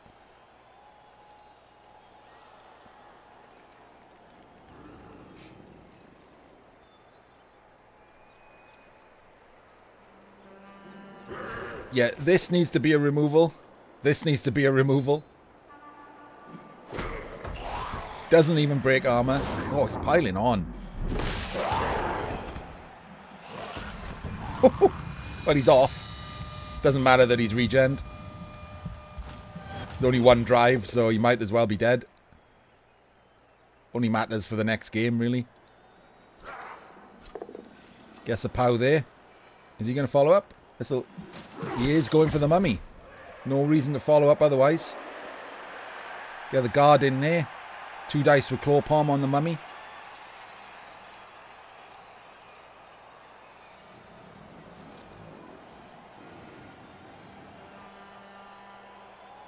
I don't think so, Swedish. He's risking a lot here, isn't he, Juhanian? This is bad that he's been left based. I think you gotta go mummy. You just have to, don't you? He's got no skills. So you can take a both down. That's the big difference.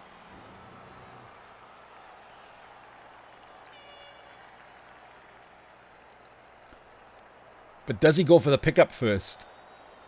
It's going to be 1 in 9's the pickup. He doesn't even get the hit. So the ball's staying on the floor for this block.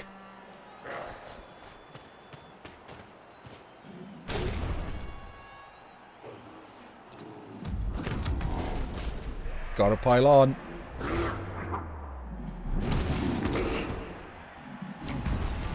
Just a stun. Didn't even break armor the first time.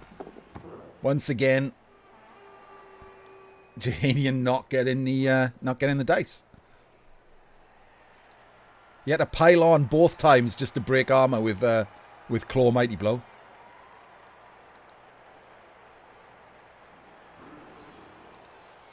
He's got to drop back, isn't he? These guys can get through.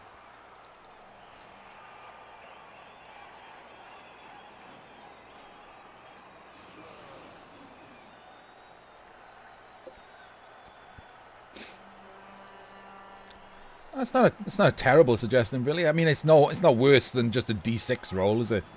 That's the worst way to end a thing. To end a game. A fucking D6 roll.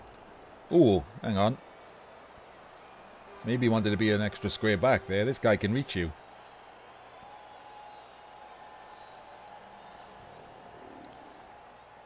I suspect, and he's stand firm as well. So that he could force a 1 in 9 dodge. Don't like that at all. No real need for him to be baseable.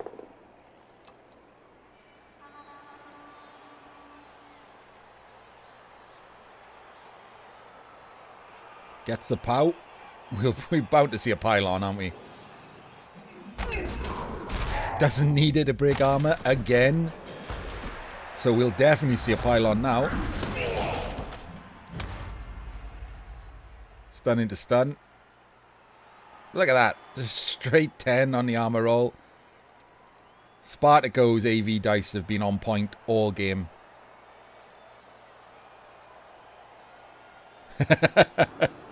Yeah, carry on. So I would like to point out to everyone that Geryon just threw massive shade at Dord. Someone clip that. Geryon suggesting we all ignore Dord forever.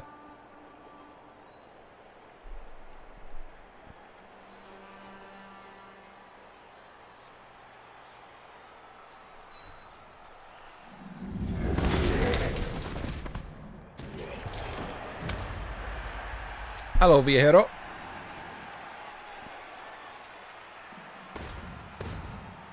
Another stun.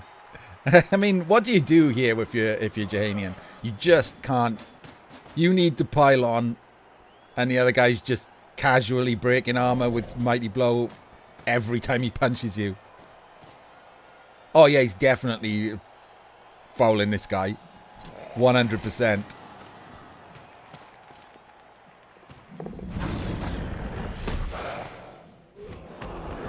And a removal. Gets sent off for it, but he'll take that every day. Because that guy might as well be dead now.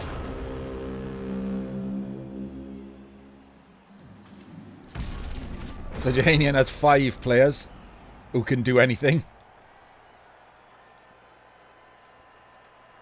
Who's getting claw bombed? This mummy? You just go all in on hitting the mummy? Needs a GFI. If he rolls a 1 for that GFI, he will eat his last reroll. Because you just can't afford not to, can you?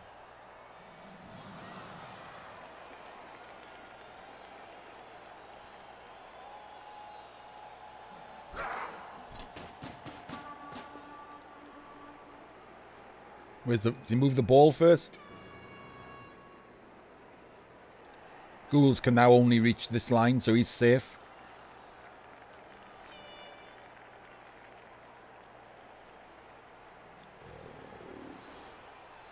He has left him the blitz on the mummy. I mean, if he removes the mummy, he's kind of back in it. If he removes the mummy without needing to pile on, he's definitely back in it.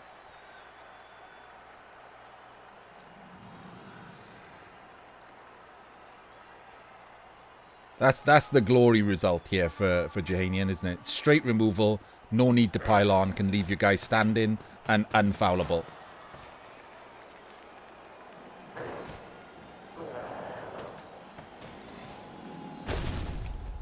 Gets him. Just a stun, has to pile on.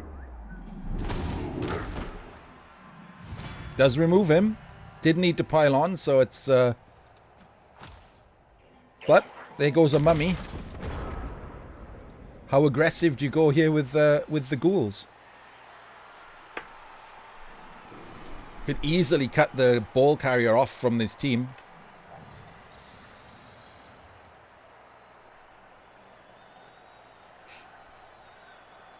If that last foul was a send-off for a stun, this would be looking a lot better, wouldn't it? But that guy's gone now as well. 1, 2, 3, 4, 5, 6. I mean, there's Wrestle still on the pitch. So, There's a wrestle ghoul who'll always be able to chase you down, so Blodge is not. He's just trusting in dodge there. It's unlikely this white will ever be able to tag him.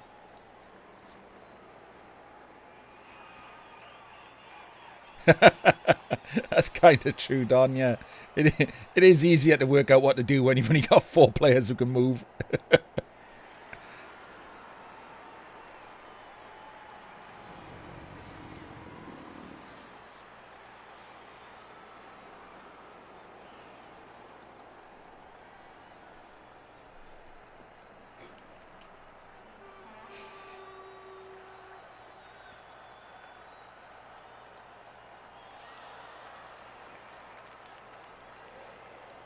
Do you risk a non-dirty player foul on this guy? If you're Spartako. Does still have a skeleton to do it. His fouls have been on point. It kind of looks like he's going to do that. He's going to hit this guy. I think we're going to see him foul this guy. That'll be pretty big if he gets sent off for nothing or sent off even for a stun. Plenty of turns left, so a stun won't bother Juhanian too much. Oh, he is going aggressive, though. So this guy needs to be powed. If that's a push, whoever hits him. Oh, maybe he's just tagging him. He's going to hit this guy. This guy would need to dodge to hit him then. Yep. Full aggro. 1, 2, 3. Don't hate that. No, he is hitting the rackle. Only gets the push. Follows up, though, to make sure he does have to dodge if he wants to hit the ghoul.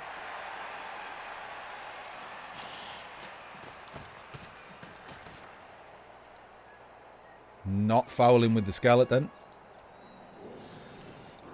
Where's this ghoul going? On the ball? Nope. Right. So this is a massive turn. This is everything.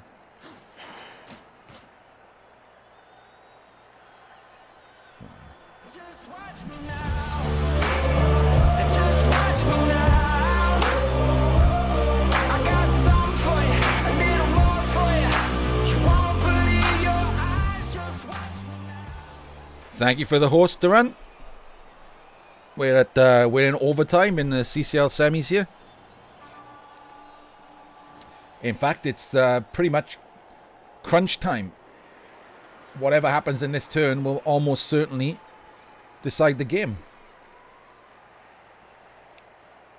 I suspect Juhanian's having a long ass think about this.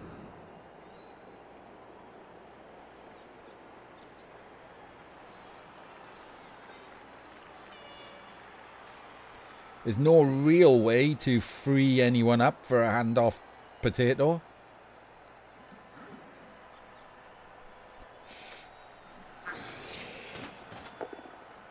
Does get a POW. That's always a good start.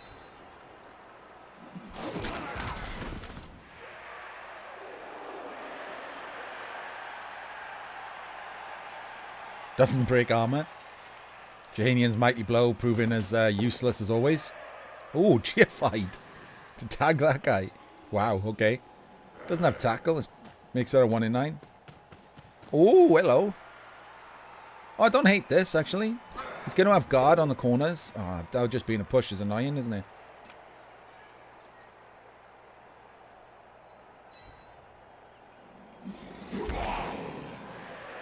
Gets 2 dice on him.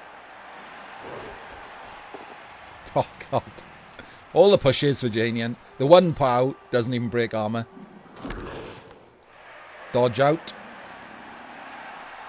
Stop this guard from moving in. Maybe. I think so. Needs to stop a guard from getting into these, doesn't he? And it's him.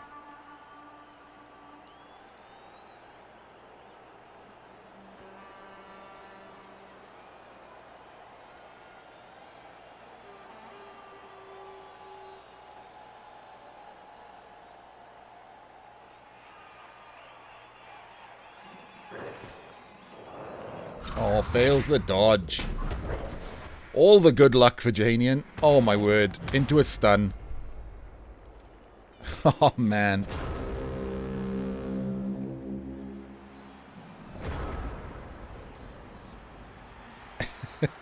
It does feel a lot like Juhanian's fighting the dice and Spartako at this point.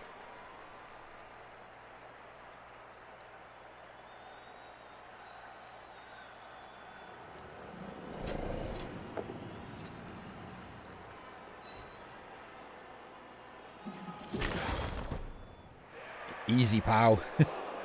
No pushes for Spartako today.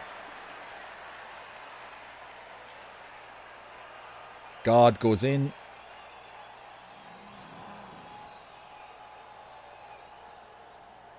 Gonna have to... The guard goes in. Who does he hit with? He can't really, can he? He gets 1 dice with this guy. After 1 in 9 dodge.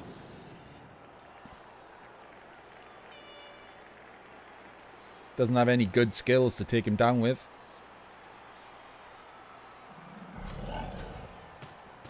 But he is doing it.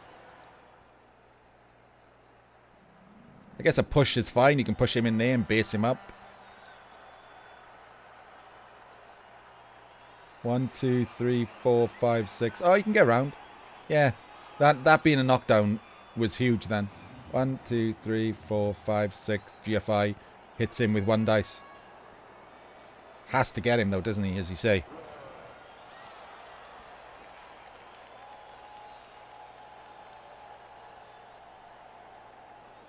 He's got 2 rerolls. He'll undoubtedly...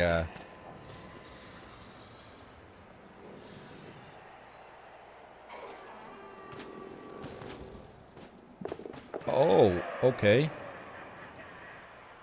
Okay, not risking it. Oh, I like that. That is cheeky. It makes a GFI from this direction with someone else. Now he gets 2 dice. That is a lovely little play. I really do like that.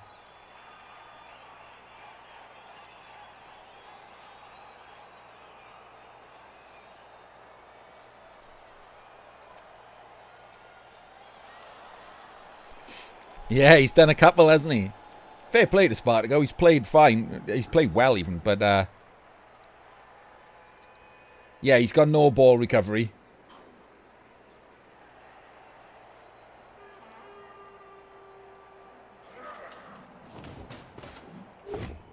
Oh, he got a hit from that side. Gets his pow. Doesn't even need a reroll.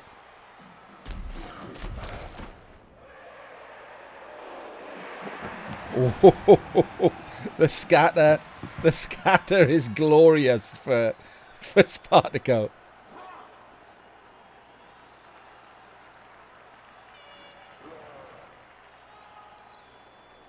I mean, come on. Didn't even need a reroll for any of that. Honestly, I think the only time that Spartako's had any bad luck this entire game was that turn 16 hilarity.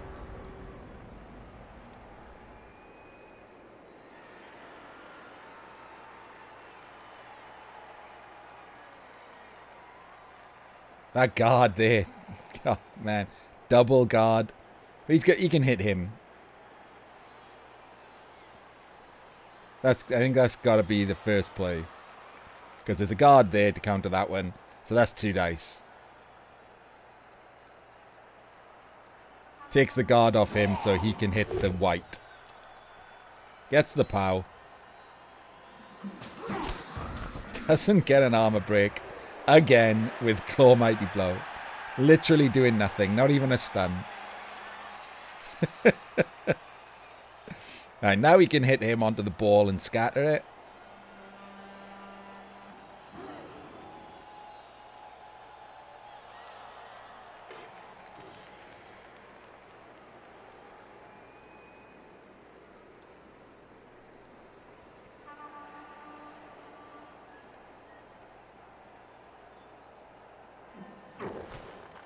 I guess if it's a push, you don't. Do you still scatter it?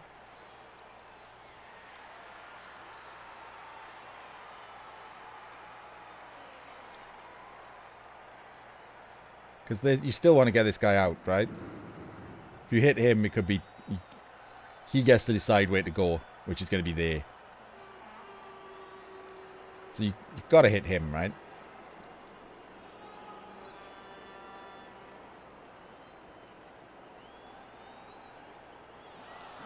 But then this guy's still stuck on... Oh! Has to use his last reroll for this. Yet again, failing a basic 3+. Needed the reroll. Well, now he's put him there. He doesn't scatter. Finally getting an armor break.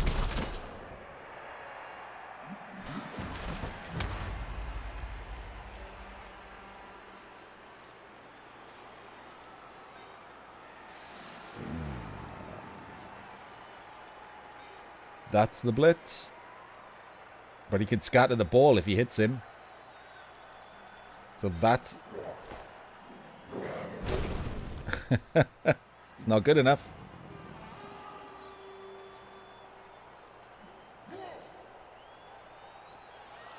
They both basically mean the same thing. Spartako decides what to do. There we go.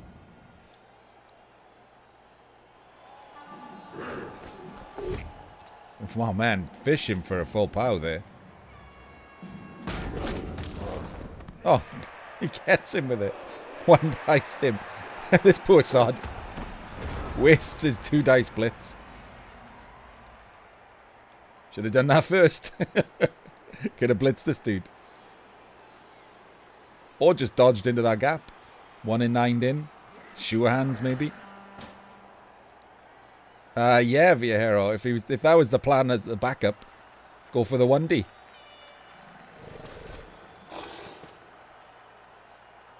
Well, but maybe you don't blitz into sidestep because he can scatter the ball away from your guys. Maybe you just take the 1 in 9 dodge and then step in and try to pick it up with Juhanians. It's a 75% pickup even in a tackle zone.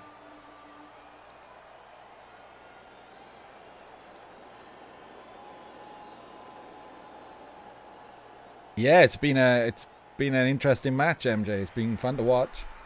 Some lovely plays from Spartako. Juhanian hasn't really had the chance. He's been on the back foot the entire game from block number 1.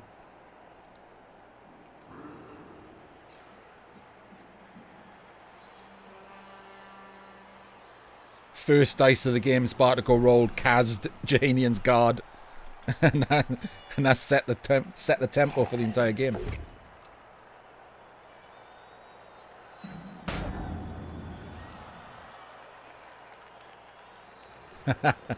Choosing not to stand firm. Getting him onto the ball.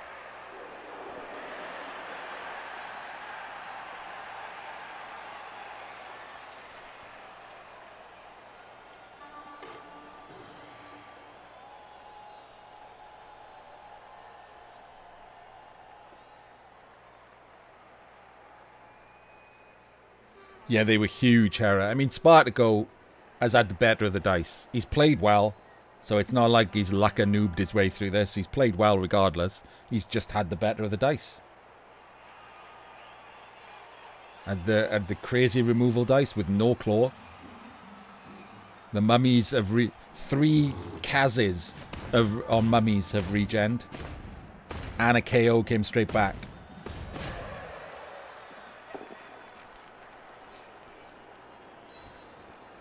Here we go. Praying for a good scatter. Oh, God. Never mind. Also gets the Kaz. See what I mean with the... Oh, it's missed next as well. Oh, my days. Even if Juhanian somehow gets out of this, he's now missing another warrior for the final. Oh, look at that scatter. Look at that scatter. From there to there.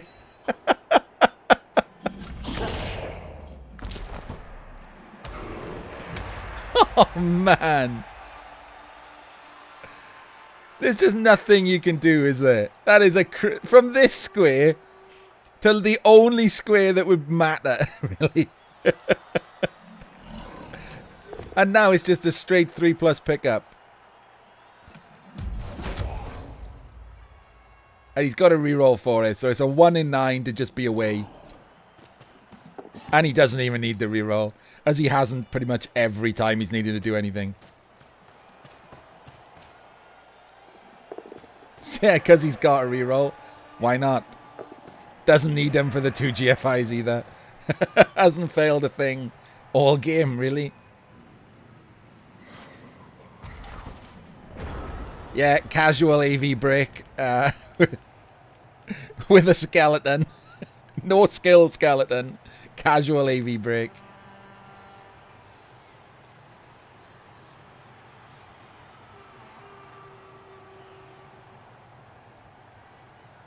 I mean, there's nothing, right? This is just nothing. Hit him. 1, 2, 3, 4, 5, 6, 7, 8. Nope, he has to dodge through. And he gets to decide where he goes unless you roll a full POW. And this guy's Rog. And there's nothing. And there's Rackle on the floor. There's Tackle on the floor. So, hope for a full POW. Is that guard? Okay, he's not even doing that. Because this guy doesn't even get 2 dice on him. Can't hit him with him.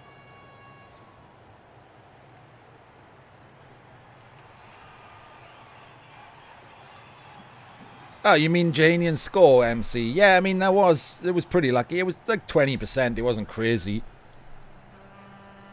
But he was due some. I mean, the things that made it hard were Spartako just rolling so many GFIs to make elf screens. And in one turn he rolled like 5 and didn't need a reroll for it.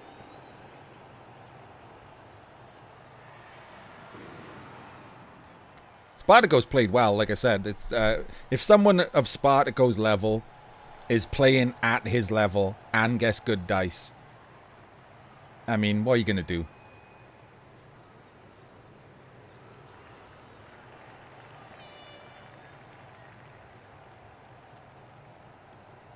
Well, as we've seen here, lose. Yeah, we go, Jimmy. Both thought exactly the same thing. Lose is the answer, yeah. Because there's no one who's that much better than Spartako to counteract good dice. That's it.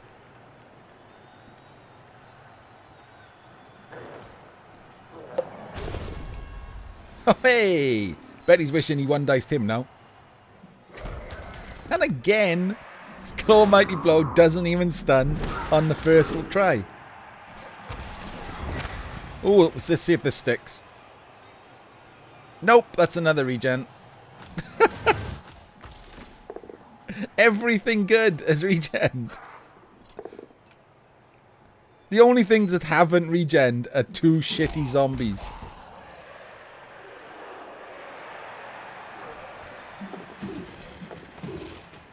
Yeah, it doesn't make the GFI. It was only making it a dodge away anyway.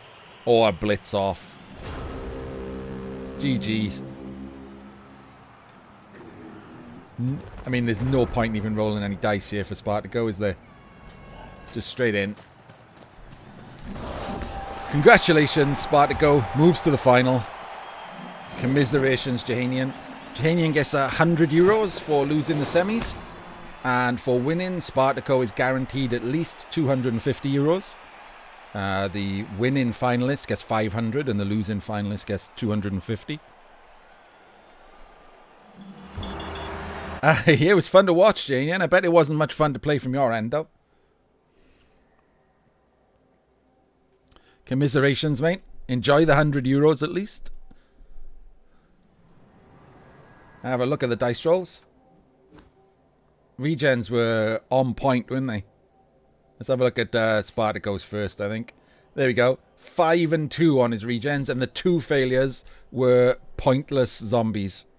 The 5 successes were 3 mummies, a white and maybe another white. And his GFIs were crazy. I already mentioned him, Juhanian. 15-0. Absolutely mad. There was that one turn where to set up an elf screen he needed 5 GFIs and he didn't even burn a reroll on it. You could just sense it all through the game. Spartako was... I remember that. He didn't even burn a reroll on it, just casually making all the GFIs.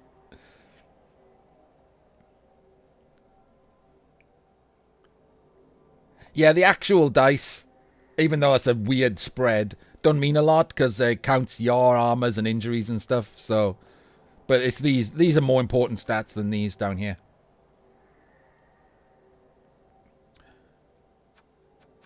And these were all scatter catches, probably 6+, so it doesn't matter. Those were zombie dodges for the most part that failed. So these were massively important. Having to set up the elf screen to stall your push required GFIs in 2 turns in a row. And yeah, didn't even burn a reroll. 15-0 GFIs. Craziness. He had great luck on removals. His white was on a tear. You were needed to pile on so often just to even break armor. It was mad. You both played well. It was just Spartako had the better dice all game. The only turn that Spartako had bad luck on was turn 16, which was just funny, where he rolled the 2 1 in 27s on Claw Mighty Blow trying to kill it. That was funny. Yeah, I mean it wasn't huge, but with 2 players like you guys, one guy having good dice and one guy not was all it took. From the first block being a straight Kaz on your guard, just set the tempo, didn't it, for the entire game? It was like, right, I'm going to get removals. And every time you get a removal, it's going to be meaningless. 3 Kazes on mummies, instant regens. A KO on a mummy, instant comeback.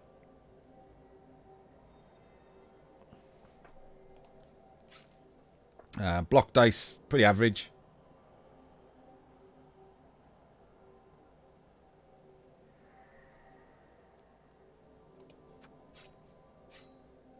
Good block dice for you, Juhanian. Just didn't do anything. You were getting the knockdowns, they just weren't doing anything. Your GFIs were pretty on point, 10 and 1. More average though, isn't it? 80-something% is what you should see, not 15-0. Dodges not so much. Actually, yeah, but you needed the reroll for a couple of dodges. As you say, not a massive dice in, just enough to swing it. He did some good plays. I like the push plays he did. That one to push you out of range that you scored anyway was nice. And then the clusterfuck in the middle in overtime did a nice little push play to get 2 dice on the ball instead of 1. That was also good.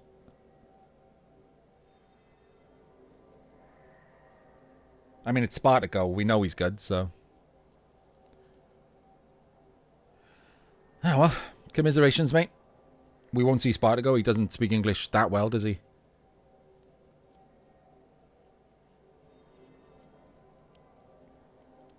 That last scatter was absolute bullshit. It was crazy. I mean, he couldn't have picked a better place for it to go. But again, that's just how it was. That was the small things that mattered all went Spartako's way. So the last semi-final. So Spartako, Undead, moves on to the final. And the other semi-final is a Daunt's Undead versus Elyod's Pro Elves. So we really could. It's a, 50-50 shot now of getting an all-Undead CCL final. Who could have seen that come in? And a Daunt has been on a tear through this playoffs. His removals have been basically like Spartako's today in every game. He beat Crucifer's Chorfs. And he outbashed him too.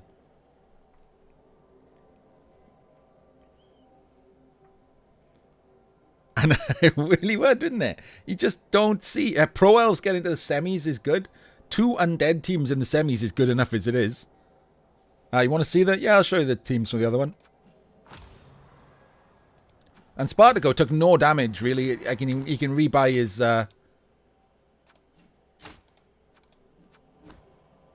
Let me have a quick check, see whether that game's gone through. It has.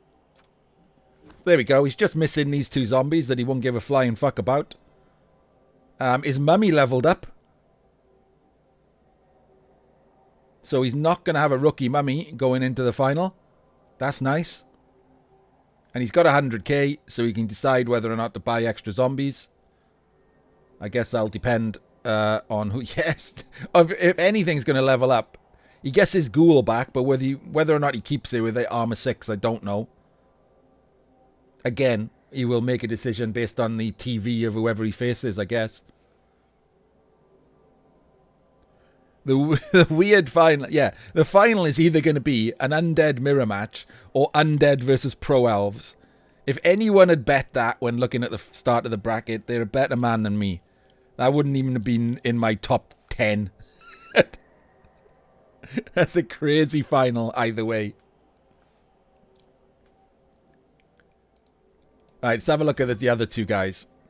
So let's find Adon's undead first. There it is. Even higher TV than Spartako's. Got a ghoul level, so that's not going to be... basically, it's either going to be Rog or Blodge, isn't it? Only 1 dirty player, though. Carrying 10k, so it's 1850. But a lot of players, a lot of guard. He's set up more for a bash match, but he does have 3 lots of tackle.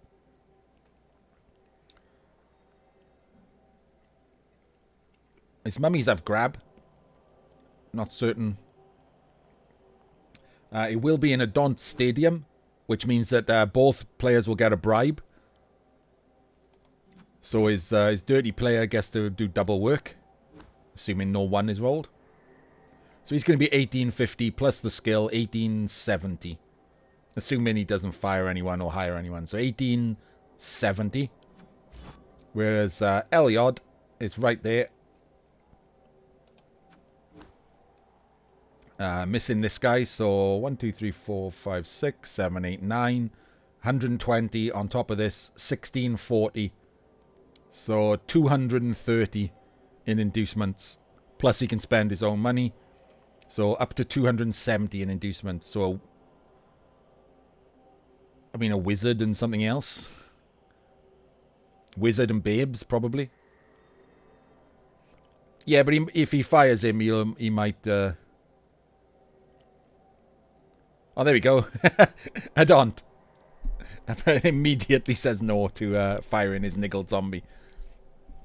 Block is greater than a niggle.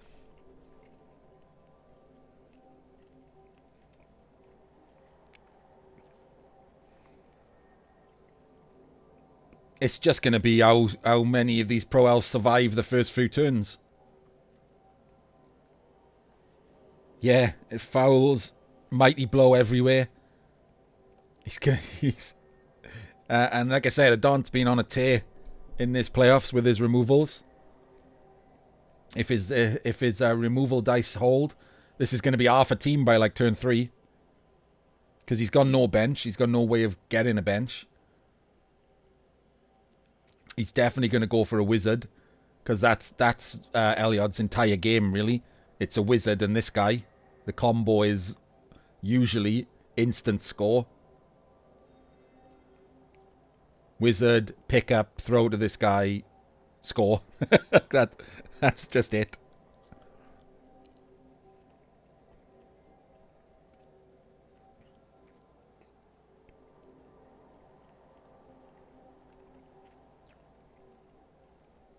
This guy's out. He's keeping him around, I guess, in case he gets to the final. Rather not have a loner. Rather have Edge 3 with Wrestle. Someone to stick on the line. These two have played each other?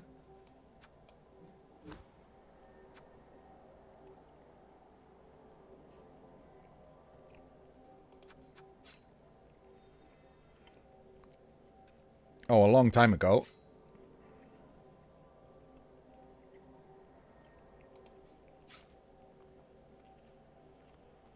I thought the Don's team was called... Oh, first page.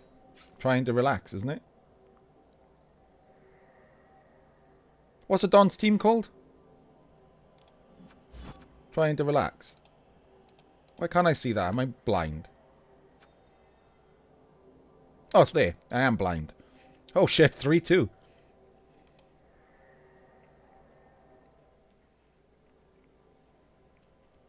Well, there we go.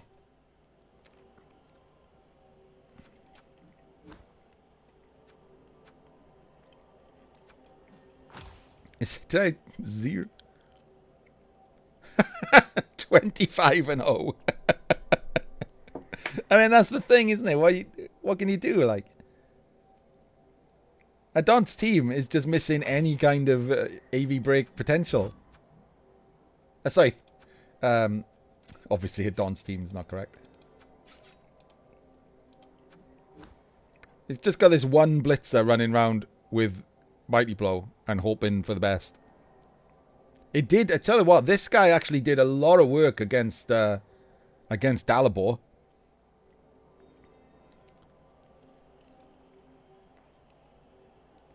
That's how he got past Dalibor's team. This guy just went around twatting fuck out of everyone.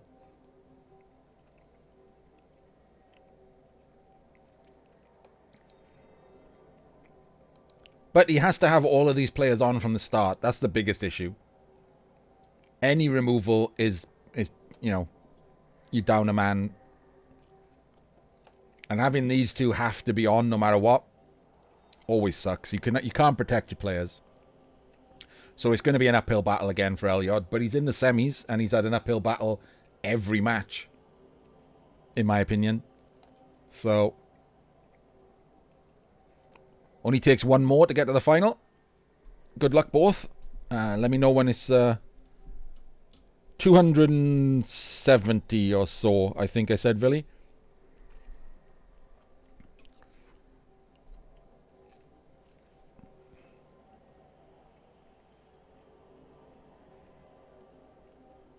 Maybe. I suspect not. Wizard and Appo or Wizard and Babes. Try to keep your players back on.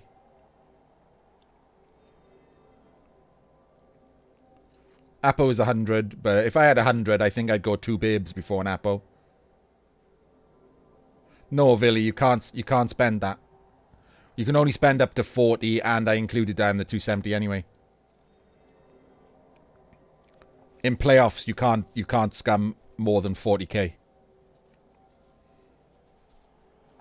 But I had included it. I mean, he's got 1520 here, and he's gonna get 1, 2, 3, 4, 5, 6, 7, 8, 9, two linos. So that's 120. So that's 1640. 1640 against 1870 because of the skill with the carrying 10k. So it's 230 plus his 40. Yeah, 270 is the max that he can spend. Unless Adont makes any changes to his team. And then obviously that changes. But 270, I think I'd probably go... He's with all of this Mighty Blow against AV7, he's going to see a shitload of KOs, I would think. There's only this guy with Pom. But either one. I mean, it's a toss-up, isn't it? There's no right or wrong answer to whether you go 2 Babes or an Appo. And it's always the case that whichever one you pick, it becomes useless anyway.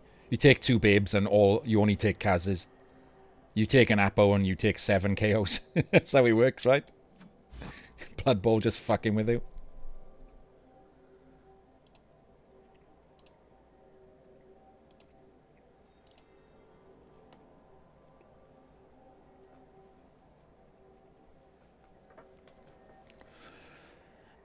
Right, let me check Discord. I don't think anyone said anything about when that is. Nope. Adont, if you're still there, have you talked with Elyod about possible dates?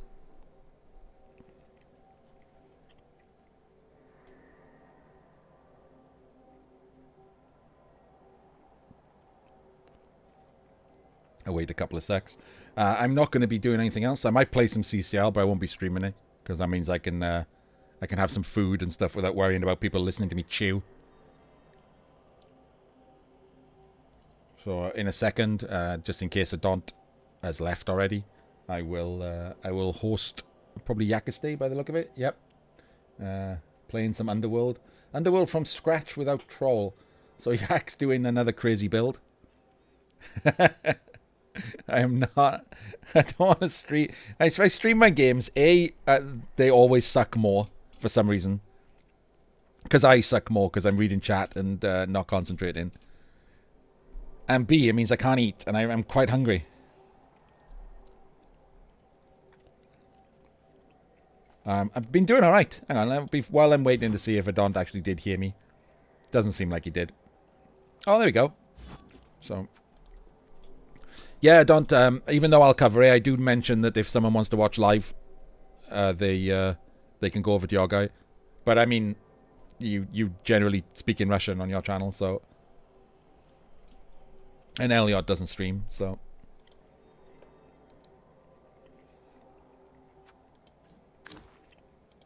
So my dwarves this season. I've got a very annoying loss against Pro Elves.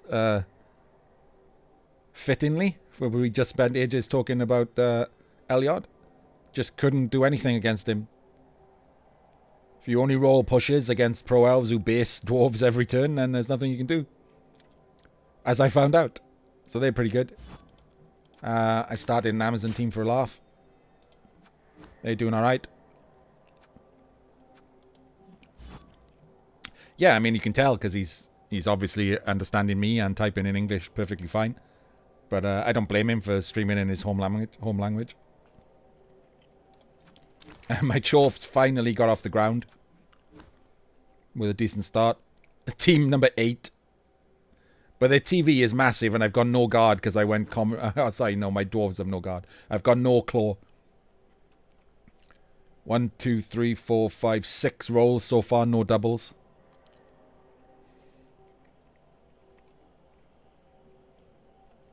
Wouldn't mind a claw or two. Would be nice at some point.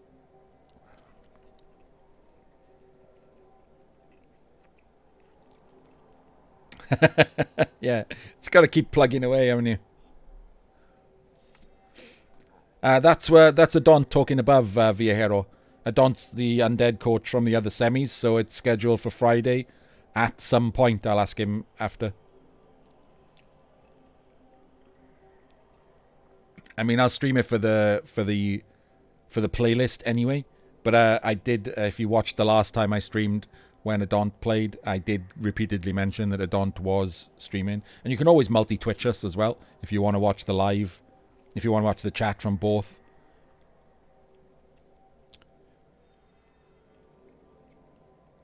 Or those with a wide monitor don't even need to do that. You can just have windows side by side. Make sure, by the way, there's a thing in Twitch. If you are going to do something like that and mute one or the other, mute the tab. Don't mute the video. If you mute the video, you don't count as a watcher for Twitch stats. But if you mute the tab, they have no way of knowing.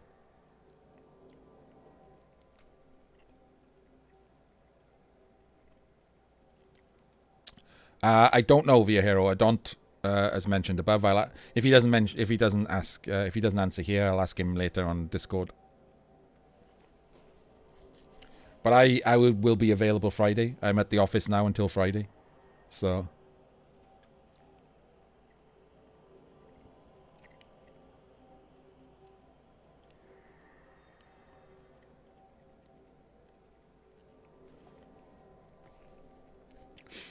Right. That's it for me. I'm going to host Yakastay. I will be playing CCL, so I'll be in Yakastay's channel on chat. But like I said, I want to be able to eat and not have to worry about you lot listening to me chew or anything like that. So thanks for watching. If anyone hasn't, feel free to follow me. It's always something. Spartako won Don. So Undead went on to the final.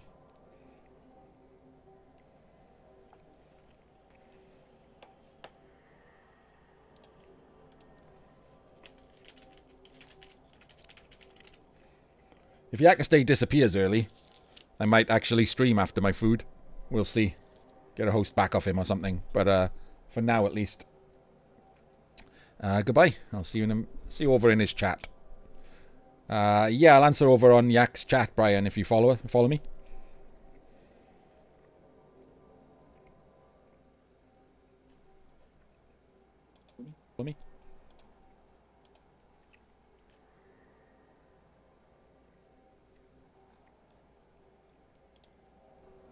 You have burned the rule, but still, you're based by the goblin. So.